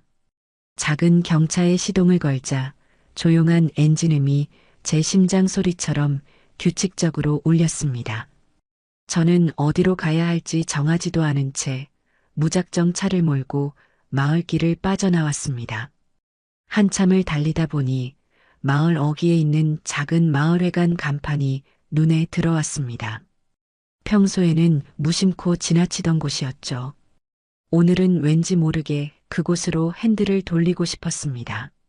마을회관 앞 공터에 차를 세우고 안으로 들어서는 데는 생각보다 큰 용기가 필요했습니다. 이미 그곳은 수십 년간 같은 동네에서 살아온 어르신들의 끈끈한 유대감으로 가득 차 있었기 때문입니다. 제가 머뭇거리며 문을 열고 들어서자 안에서 풍겨 나오는 퀴퀴한 냄새와 함께 수십 개의 눈동자가 일제히 제게로 향했습니다. 화투를 치던 할머니들, 장기를 두던 할아버지들, 모두가 하던 일을 멈추고 낯선 침입자를 경계하는 눈빛으로 저를 쳐다보았습니다. 어색하고 불편한 침묵이 흘렀고 저는 괜히 왔다는 후회와 함께 발길을 돌리려 했습니다.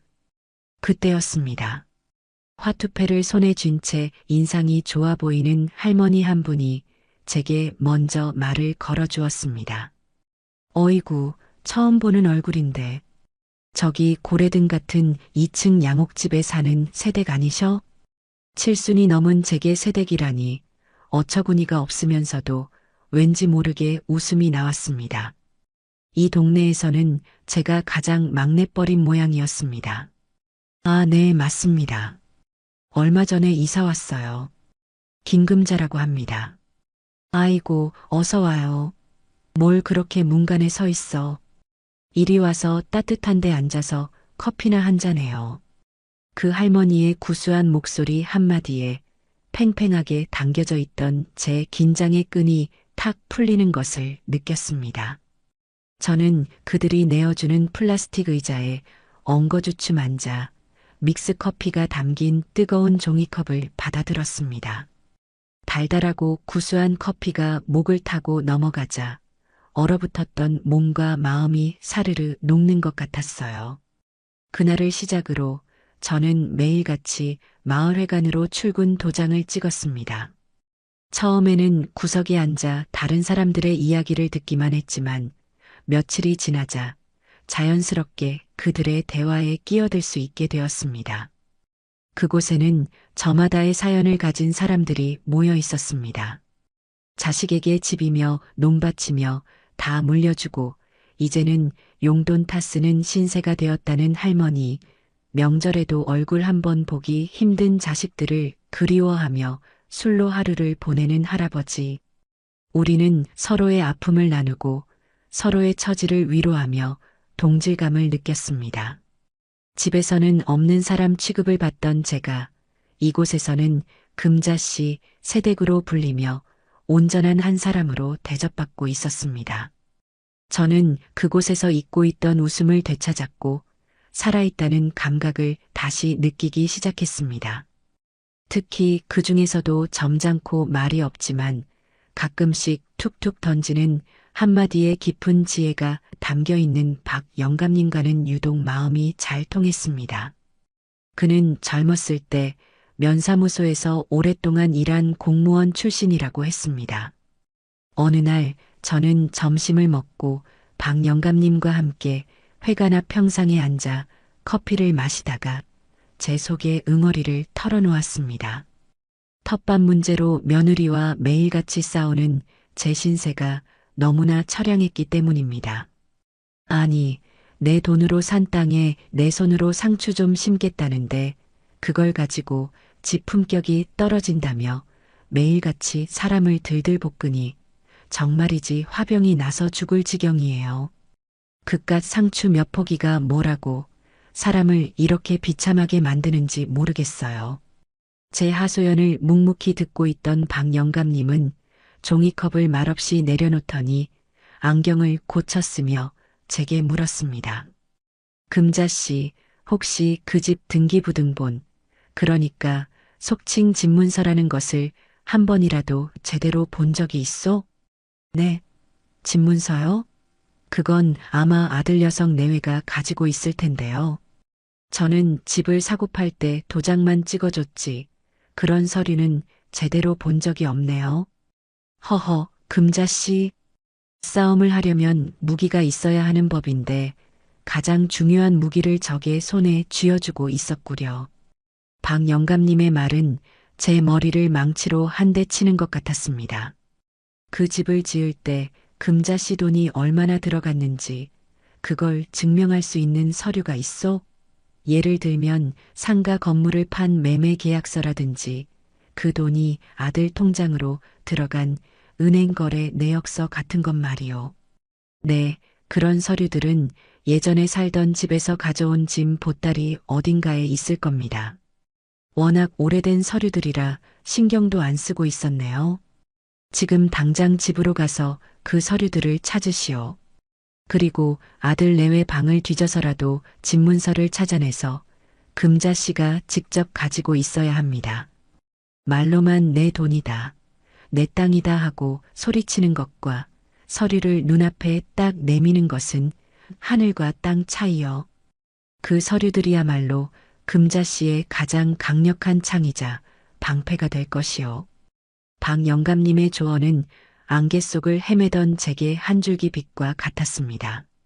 그동안 저는 그저 억울하고 분한 마음에 감정적으로만 대응해 왔습니다. 하지만 이제는 달라져야 했습니다. 저는 그들에게 제 권리가 무엇인지, 이 집의 진정한 주인이 누구인지를 법과 서류로 똑똑히 보여주어야 했습니다. 그날 집으로 돌아오는 제 발걸음은 그 어느 때보다 비장했습니다. 집에 도착하니 다행히 아들 내외는 마트에 장을 보러 가고 없었습니다. 지금이 기회였습니다. 저는 떨리는 마음을 다잡고 평생 처음으로 2층에 있는 그들의 안방으로 향했습니다. 남의 방에 몰래 들어간다는 죄책감이 들었지만 제 생존을 위해서는 어쩔 수 없는 일이었습니다. 그들의 방은 온갖 명품과 값비싼 물건들로 가득 차 있었습니다. 마치 백화점 쇼룸을 옮겨놓은 것 같았죠. 그 모든 것이 제 피와 땀으로 이루어졌다고 생각하니 속에서 천불이 끓어올랐습니다. 저는 분노를 억누르며 그들의 서랍장을 하나씩 열어보았습니다. 그리고 마침내 가장 아래쪽 서랍 깊숙한 곳에서 부동산 등기권리증이라고 쓰인 빳빳한 서류 봉투를 찾아냈습니다. 심장이 쿵쾅거렸습니다. 봉투를 열어보니 토지와 건물의 소유주란에 아들 내외와 제 이름이 나란히 적혀 있었습니다. 지분 표시는 없었지만 이것만으로도 제게는 천군만마를 얻은 것과 같았습니다. 저는 그 서류를 품에 안고 제 방으로 내려왔습니다. 그리고는 곧장 제 낡은 짐 보따리를 풀어 헤쳐 상가 건물 매매 계약서와 당시의 통장 거래 내역서까지 모두 찾아냈습니다. 모든 증거가 제 손안에 들어온 순간 저는 비로소 이길 수 있다는 자신감을 얻었습니다. 며칠 뒤 며느리는 또다시 텃밭을 걸고 넘어졌습니다. 제가 새로 심은 오이 모종이 넝쿨을 뻗기 시작하자 그녀는 마치 세상이 무너지기라도 한 것처럼 히스테리를 부렸습니다. 어머님, 제가 이 마당에 넝쿨 올리는 건 절대 안 된다고 말씀드렸죠. 정말 왜 이렇게 사람 말을 무시하세요? 당장 저거 다 뽑아버리지 않으시면 제가 오늘 제초제를 사다가 다 뿌려버릴 거예요.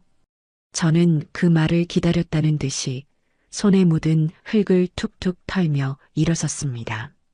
그리고는 며느리를 향해 차갑게 말했죠. 그래, 어디 한번 뿌려보거라. 대신 그 전에 너랑 내가 확인할 것이 있다. 나 좀 따라오너라. 저는 며느리를 거실 테이블로 데리고 갔습니다. 그리고 제가 그동안 목숨처럼 챙겨두었던 모든 서류, 집문서, 상가 매매 계약서, 통장 내역을 그녀 앞에 보란 듯이 펼쳐놓았습니다. 이게 다 뭐예요, 어머님? 며느리는 불안한 눈빛으로 서류들을 훑어보았습니다. 그녀의 목소리는 미세하게 떨리고 있었죠. 보면 모르겠니? 이 집, 그리고 이 집이 서 있는 이 넓은 땅. 이걸 사는데 들어간 돈의 전부가 바로 내 주머니에서 나왔다는 증거다. 법적으로 따지면 니들이 매일같이 밟고 서 있는 이 마당은 온전히 내 땅이라는 소리야. 니들은 이 땅에 대한 권리가 1원 한 장도 없다는 뜻이고. 내 말, 이제야 좀 이해가 되니? 제 말에 며느리의 얼굴이 백지장처럼 하얗게 질렸습니다. 그녀는 아무 말도 하지 못하고 서류와 제 얼굴을 번갈아 쳐다볼 뿐이었죠. 그녀의 눈동자가 지진이라도 난 것처럼 흔들리고 있었습니다. 저는 마지막으로 쐐기를 박았습니다. 그러니 앞으로는 내 땅에서 내가 뭘 심든, 뭘 가꾸든, 뭘 뽑든 2번 다시 상관하지 말아줬으면 좋겠구나. 네가 그렇게 입에 달고 사는 품격이라는 건 남의 권리를 함부로 짓밟지 않는 데서 나오는 거란다. 내 땅에서 내가 주인 행세하는 게 그렇게 안 입고 오면 네 돈으로 땅 사서 네 마음대로 품격 차리며 살면 될 일이다. 알겠니? 제 단호하고 논리적인 공격에 며느리는 처음으로 완벽하고 처참하게 무너졌습니다.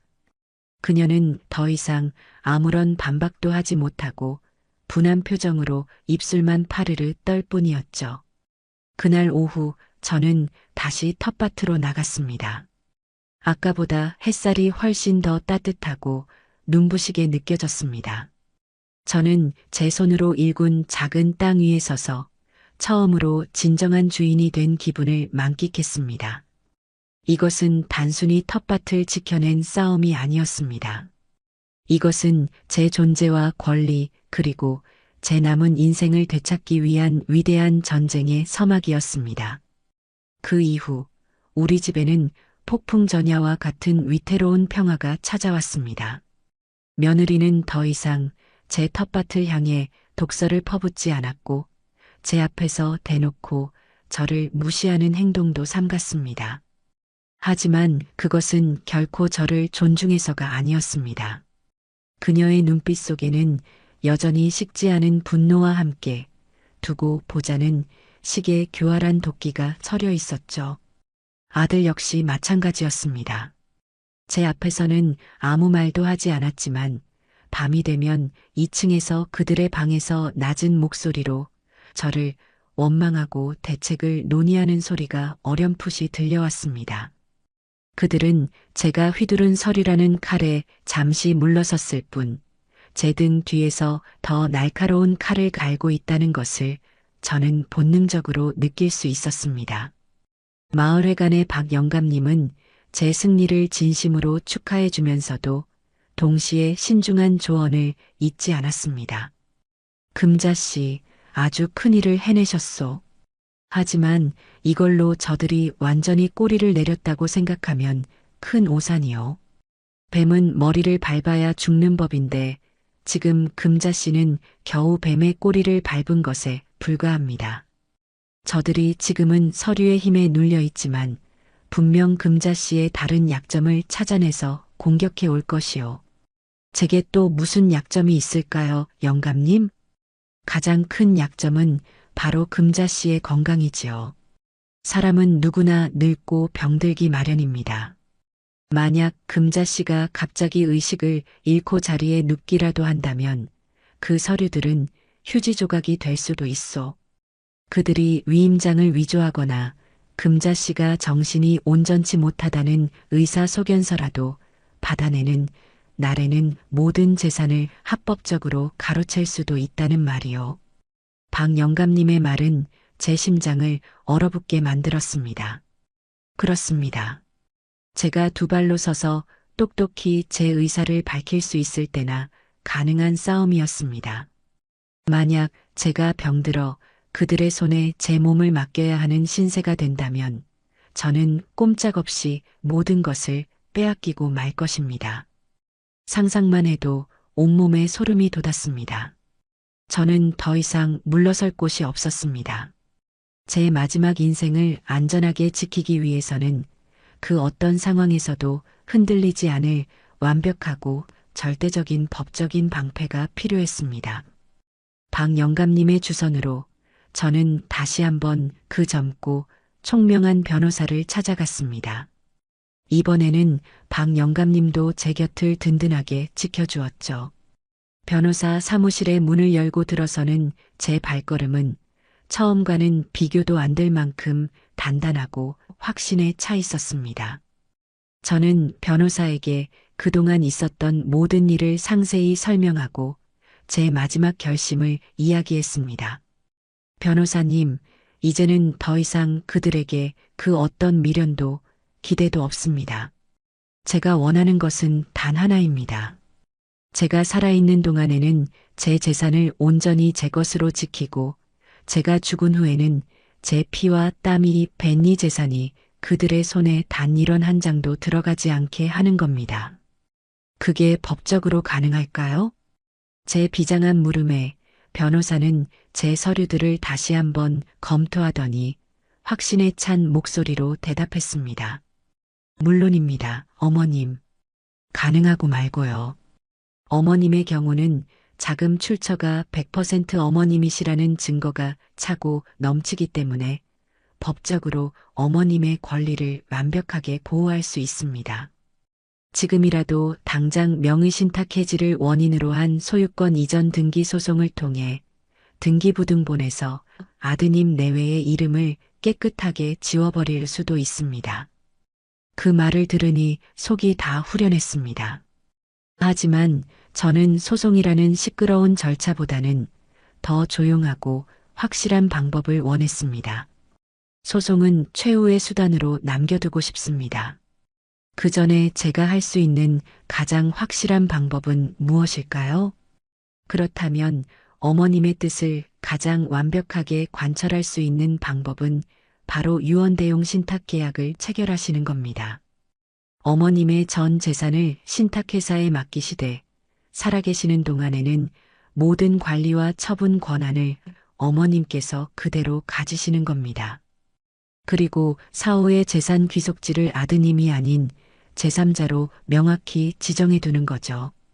이 계약서는 유언장보다도 법적 효력이 강력해서 나중에 그들이 유류분 반환 청구 소송 같은 복잡한 문제를 걸어와도 뒤집기가 거의 불가능합니다.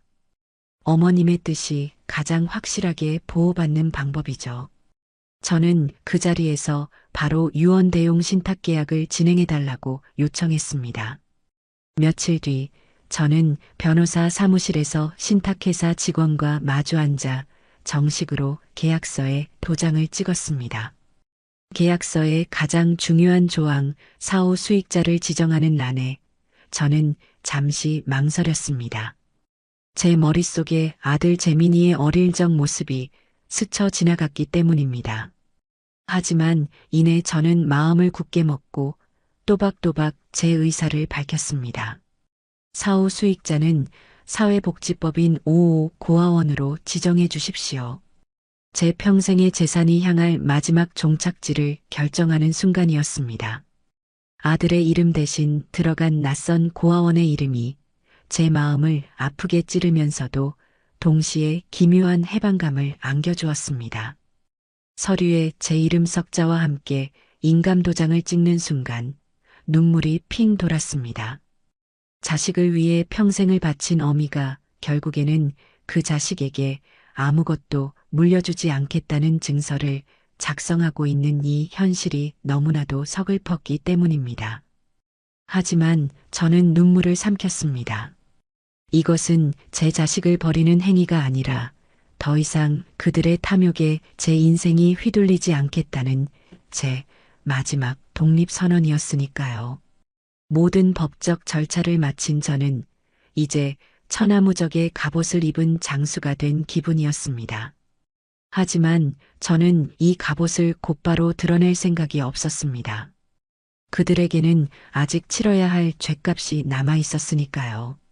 그들에게 마지막으로 회개할 기회를 주는 척하며 그들의 탐욕스러운 본성이 어디까지 뻗어나가는지 제 눈으로 똑똑히 확인하고 싶었습니다. 그날 이후 저는 마을회관에서 본격적인 연기를 시작했습니다. 이전보다 더 자주, 더 크게 한숨을 쉬며 제 신세를 한탄했습니다. 아이고, 늙으면 빨리 죽어야지. 자식 새끼들 다 소용없어. 내가 요즘 변호사 만나고 다니잖아. 왜냐고?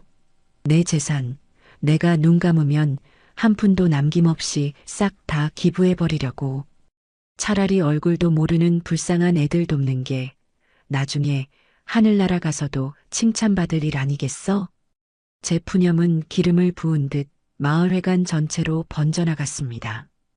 특히 동네 최고의 소식통이자 입이 가볍기로 소문난 최 여사님은 제 옆에 바싹 붙어 앉아 어느 변호사를 만났는지, 어느 재단에 기부할 것인지 등을 속사포처럼 캐물었습니다. 저는 일부러 귀가 잘 안 들리는 척, 기억이 가물가물한 척하며 그녀의 호기심을 더욱 자극했습니다. 제가 쳐놓은 거대한 그물에 아들 내외라는 어리석은 물고기가 걸려들기만을 기다리는 심정이었습니다. 소문은 제가 생각했던 것보다 훨씬 더 빨리, 그리고 훨씬 더 강력하게 퍼져나갔습니다. 그 주 주말 아들 내외는 약속이라도 한 듯이 최고급 한우와 값비싼 과일들을 양손 가득 사들고 와 제 앞에 펼쳐놓았습니다. 어머님, 저희 왔어요. 어머님이 좋아하시는 꽃등심 사왔는데 오늘 저녁에 다 같이 구워 먹어요. 며느리는 제 평생 들어본 목소리 중에 가장 달콤하고 간사한 목소리로 지적이었습니다. 아들은 옆에서 어색하게 웃으며 과일을 깎기 시작했죠. 저는 아무것도 모른다는 표정으로 그들의 쇼를 감상했습니다. 아이고, 이게 다 얼마냐? 무슨 바람이 불어서 이렇게 비싼 걸 다 사왔어. 바람은요. 다 어머님 몸보신 시켜드리려고 사왔죠. 어머님이 건강하게 오래오래 저희 곁에 계셔야죠. 그렇죠, 여보. 그럼요, 어머니. 어머니는 저희 집의 기둥이신데요. 그들의 대화는 마치 잘 짜인 연극 대본 같았습니다. 그날 저녁 저는 그들이 정성껏 차려준 위선의 만찬을 맛있게 받아 먹었습니다. 식사를 하는 내내 그들은 제 기분을 살피고 제 건강을 걱정하고 제 말 한마디 한마디에 귀를 기울였습니다. 제가 일부러 음식을 흘리자 며느리는 조금의 망설임도 없이 무릎을 꿇고 제 옷에 묻은 얼룩을 닦아주기까지 했습니다. 그 모습이 어찌나 지극정성인지 모르는 사람이 봤다면 천하에 둘도 없는 효부라고 칭찬했을 겁니다. 그들의 효자, 효부 코스프레는 그날 이후로 더욱 노골적이고 집요해졌습니다. 아침 저녁으로 제 방에 찾아와 문안 인사를 올렸고 제가 좋아하는 텔레비전 프로그램을 미리 알아뒀다가 시간을 맞춰 틀어주었으며 주말에는 억지로 제 손을 끌고 나와 산책을 했습니다. 그들의 행동 하나하나가 너무나 부자연스러워서 저는 때때로 웃음을 참기가 힘들었습니다. 그들은 제가 정말로 치매에 걸린 노인처럼 자신들의 의도를 전혀 파악하지 못하고 있다고 굳게 믿는 듯 했습니다. 어느 날 며느리가 제 손을 잡고 조심스럽게 물었습니다. 어머님, 요즘 마을회관 다니시면서 이상한 사람들 만나시는 건 아니죠? 누가 어머님 재산 노리고 접근해서 기분이 뭐니 하면서 꼬드기는 사기꾼들도 많대요. 어머님은 마음이 너무 좋으셔서 걱정이에요. 저는 잠시 멍한 표정을 짓다가 천진난만하게 대답했습니다. 응? 기부? 아이고, 내가 그랬나? 하도 정신이 오락가락해서.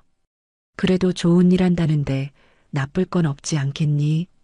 제 대답에 며느리의 얼굴이 순간 굳어지는 것을 저는 놓치지 않았습니다. 그들은 자신들의 탐욕스러운 미래가 제 오락가락하는 정신머리 하나에 달려있다는 사실에 매일 밤 불안에 떨며 잠을 설쳤을 겁니다.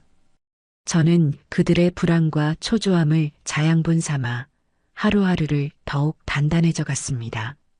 제 인생의 마지막 복수극은 그렇게 조용하고도 치밀하게 절정을 향해 치닫고 있었습니다. 제가 뿌려놓은 전 재산사회 환원이라는 소문의 효과는 실로 대단했습니다. 아들 내외는 자신들의 발등에 떨어진 불을 끄는 것보다 제 마음을 돌려놓는 것이 더 시급하다고 판단한 모양이었죠. 그들의 효도 연극은 날이 갈수록 더욱 치밀하고 노골적으로 변해갔습니다. 하지만 너무 오랫동안 연기를 하면 배우가 지치기 마련이고 억지로 쓴 가면은 언젠가 반드시 균열이 생기기 마련입니다. 그들의 인내심이 바닥을 드러내기 시작한 것은 그들의 가식적인 효도가 2달째에 접어들 무렵이었습니다. 어느 날 저녁 며느리는 자기가 직접 만들었다며 제게 정체불명의 죽을 내밀었습니다. 전복이며 송이버섯이며 몸에 좋다는 것은 다 때려 넣은 듯 보였지만 비린내가 역해서 도저히 한술도 뜰 수가 없었죠. 제가 수저를 내려놓자 며느리의 얼굴에 순간적으로 짜증이 스쳐 지나갔습니다. 어머님, 제가 어머님 건강 생각해서 얼마나 힘들게 만든 건데 한술도 안 드시면 어떡해요. 그녀는 금세 상냥한 표정을 되찾았지만 저는 그녀의 목소리에 담긴 미세한 분노의 떨림을 놓치지 않았습니다. 그들은 점점 지쳐가고 있었습니다. 자신들의 노력에도 불구하고 제가 재산을 기부하겠다는 뜻을 꺾지 않자 초조함이 분노로 변해가고 있는 것이었죠. 저는 그들의 균열을 흥미롭게 지켜보며 결정적인 한 방이 터져 나올 순간만을 기다리고 있었습니다. 그리고 그 순간은 온 동네가 저녁밥을 짓는 구수한 연기로 가득하던 어느 평일 초저녁 아주 요란한 방식으로 찾아왔습니다. 제가 텃밭에서 막 솎아낸 어린 배추를 다듬고 있는데 대문 밖에서부터 시끄러운 고함 소리가 들려왔습니다. 윤재민 씨 집에 있는 거 다 알아. 문 안 열어.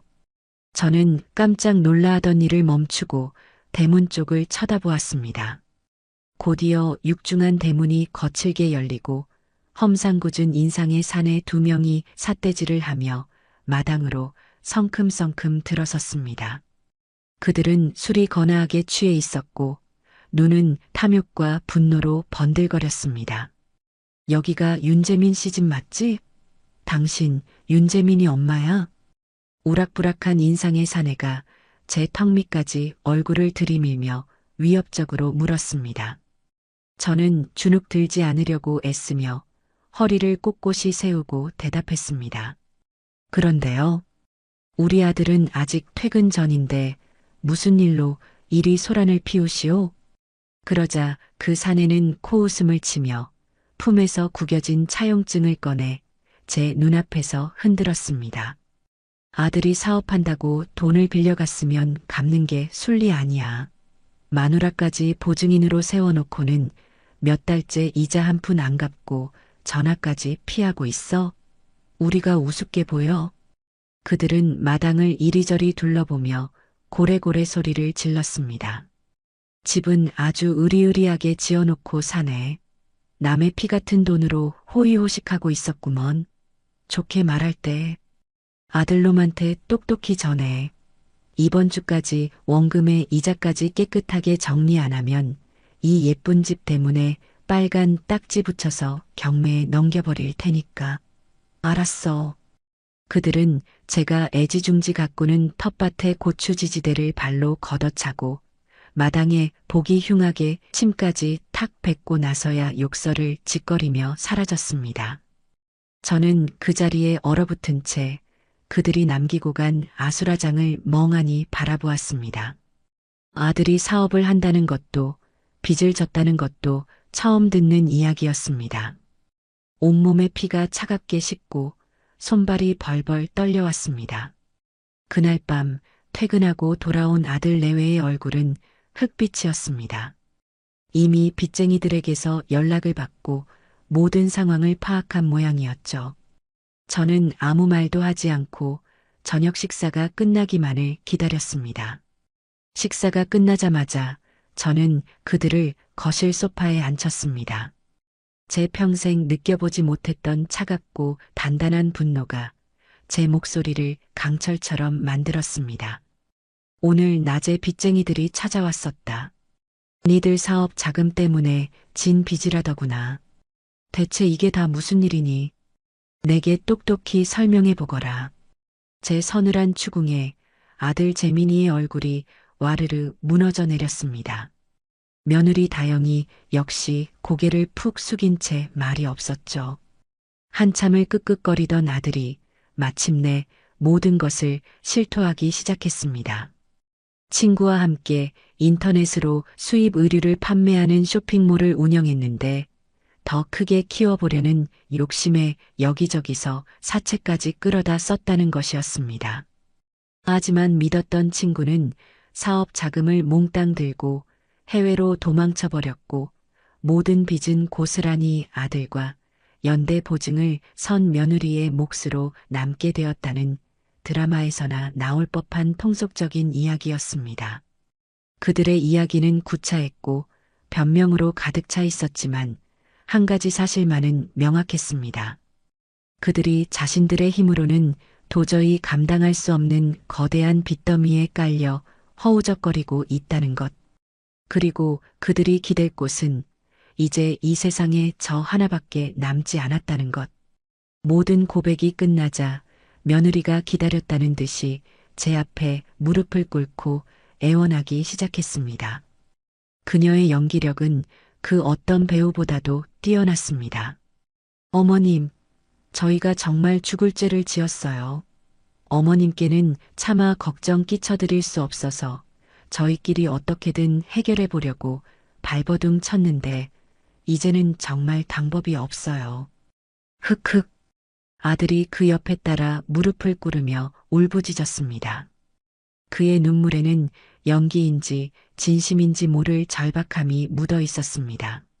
어머니, 이 집이 있잖아요. 이 집을 담보로 잡히면 은행에서 대출을 받아서 급한 빚은 막을 수 있어요. 어머니께서 제발 허락만 해주시면 저희 다시 일어설 수 있어요. 어머니는 제 유일한 희망이에요.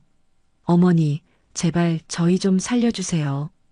결국 그들의 마지막 목적지는 이 집이었습니다.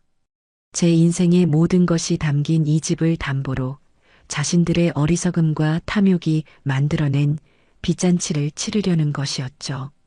그들은 일말의 망설임이나 죄책감도 없이 제 마지막 보루마저 자신들의 탐욕을 위해 내놓으라고 그것이 어미의 의무인 양 당당하게 요구하고 있었습니다.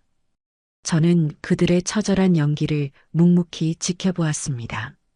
그들의 눈물은 뜨거웠지만 그 안에는 단 한 방울의 진정한 뉘우침도 담겨 있지 않았습니다. 오직 자신들의 절망적인 상황을 벗어나고픈 이기심만이 끈적하게 고여 있었죠. 한참의 침묵이 흘렀습니다. 거실에는 그들의 흐느낌과 시계 초침 소리만이 또렷하게 들려왔습니다. 마침내 저는 차갑고 조용한 목소리로 입을 열었습니다. 제 목소리는 얼음장처럼 차갑고 단단했습니다. 싫다. 제 단호한 한마디에 그들의 울음소리가 거짓말처럼 뚝 그쳤습니다. 그들은 믿을 수 없다는 표정으로 저를 쳐다보았어요. 네, 어머니 지금 뭐라고? 내가 왜 내 평생의 피와 땀이 담긴 이 집을 담보로 잡혀서 너희의 빚잔치를 해줘야 하냐고 묻고 있다. 이 집은 내 집이다. 내가 시장 바닥에서 허리가 휘도록 일해서 내 손으로 올린 내 성이야. 내가 왜 내 성을 너희의 어리석음과 탐욕을 위해 내주어야 하지? 며느리가 다급하게 소리쳤습니다. 그녀의 목소리에는 애원이 아닌 날카로운 분노가 섞여 있었습니다. 어머님, 저희가 망하면 어머님은 괜찮으실 것 같아요? 빚쟁이들이 매일같이 이 집으로 들이닥쳐서 행패를 부릴 텐데 어머님이라고 편히 사실 수 있을 것 같냐고요. 그것은 애원이 아니라 명백한 협박이었습니다. 저는 그들의 마지막 발악에 실소를 터뜨렸습니다. 그래, 아주 좋은 것을 가르쳐 주었구나. 너희가 이 집에 함께 사는 한 나도 편치 않겠지. 그러니 너희가 내 눈앞에서 사라져 주는 것이 내가 가장 편해지는 유일한 방법이겠구나. 저는 자리에서 일어나 제 방에서 변호사가 미리 준비해준 서류 뭉치를 가져왔습니다. 그리고 그것들을 그들 앞에 테이블 위에 마치 화투패를 내려놓듯이 한 장 한 장 펼쳐 놓았습니다. 그것은 제가 이 집을 사는데 들어간 모든 자금의 출처를 증명하는 서류들과 변호사의 공증을 받은 유언대용 신탁 계약서, 그리고 마지막으로 부동산 명도 및 퇴거 요청 통보서였습니다. 이게 다 뭐예요? 며느리의 목소리가 파르르 떨렸습니다. 눈이 있으면 똑똑히 보거라. 이 집 처음부터 끝까지 내 돈으로 지은 내 집이다. 너희는 이 집에 단 1원 한 장 보탠 적이 없어. 너희 이름이 등기부등본에 올라가 있는 것은 단지 세금 문제 때문에 내가 너희에게 명의를 빌려준 것에 불과하다. 법적으로 너희는 이 집의 소유권에 대해 그 어떤 권리도 주장할 수 없다는 뜻이다. 너희는 내 집에 얹혀 사는 세입자, 아니, 기생충이나 마찬가지였어. 저는 마지막으로 퇴거 통보서를 그들의 눈앞에 들이밀었습니다. 나는 더 이상 너희 같은 불성실하고 파렴치한 것들을 내 집에 들릴 생각이 없다. 그러니 너희에게 마지막 자비를 베풀어 주마. 내가 이 소장을 법원에 정식으로 제출하기 전에 한 달의 시간을 주겠다. 한 달 안에 조용히 이 집에서 니들 짐을 모두 싸서 나갈지, 아니면 법원에서 발행한 퇴거 명령서를 받고 경찰들이 보는 앞에서 개처럼 질질 끌려나갈지. 선택은 너희 몫이다. 그것은 그들이 상상조차 하지 못했던 가장 차갑고 잔인한 최후 통첩이었습니다. 아들 내외는 완전히 넋이 나간 표정으로 바닥에 주저앉았습니다. 그들의 길고 길었던 탐욕과 위선의 연극은 제 손에 들린 서류 몇 장으로 인해 가장 처참하고 완벽한 파국을 맞이하고 있었습니다. 제가 내민 법적인 최후 통첩 앞에서 아들 내외는 더 이상 저항할 힘을 잃었습니다. 그들은 며칠간 제게 애원도 해보고 화를 내며 저를 저주하기도 했지만 저는 쇠로 만든 벽처럼 조금도 흔들리지 않았습니다. 빚쟁이들의 방문은 날마다 잦아졌고 그들의 목소리는 점점 더 거칠어졌습니다. 마침내 그들은 모든 것을 포기하고 제 제안을 받아들일 수밖에 없었습니다. 한 달이라는 유예기간이 끝나갈 무렵 집 앞으로 낡은 이삿짐 트럭 한 대가 도착했습니다. 아들 내외는 초점 없는 눈으로 자신들의 짐을 꾸리기 시작했습니다. 처음 이 집에 들어올 때 가져왔던 단출한 짐과는 비교도 안 될 만큼 그동안 제 돈으로 사들인 값비싼 가구와 가전제품들이 가득했습니다. 며느리는 그 물건들을 하나라도 더 챙겨가기 위해 악을 쓰는 듯 보였습니다. 심지어 제가 아끼던 작은 찻상까지 트럭에 실으려는 것을 제가 나서서 막아야 했습니다. 그건 내 물건이다. 내려놓거라. 제 단호한 말에 며느리는 저를 도끼 어린 눈으로 쏘아보더니 찻상을 바닥에 거칠게 내동댕이 쳤습니다. 쨍그랑 하는 날카로운 소리와 함께 찻상의 다리 한쪽이 부러져 나갔습니다. 그것이 그녀가 제게 보여준 마지막 모습이었습니다. 아들은 그 모든 과정을 지켜보면서도 차마 고개를 들지 못하고 그림자처럼 서 있기만 했죠. 그들의 마지막 모습은 제가 상상했던 것보다 훨씬 더 비참하고 추했습니다. 트럭이 모든 짐을 싣고 떠나자 집 안에는 거대한 공허함과 고요함만이 남았습니다. 저는 부러진 찻상을 들고 거실 한가운데에 한참을 서 있었습니다. 눈물이 날 법도 한데 이상하게도 눈물은 나오지 않았습니다. 오히려 오랫동안 저를 짓누르던 무거운 갑옷을 벗어 던진 것처럼 몸과 마음이 날아갈 듯 가벼웠습니다.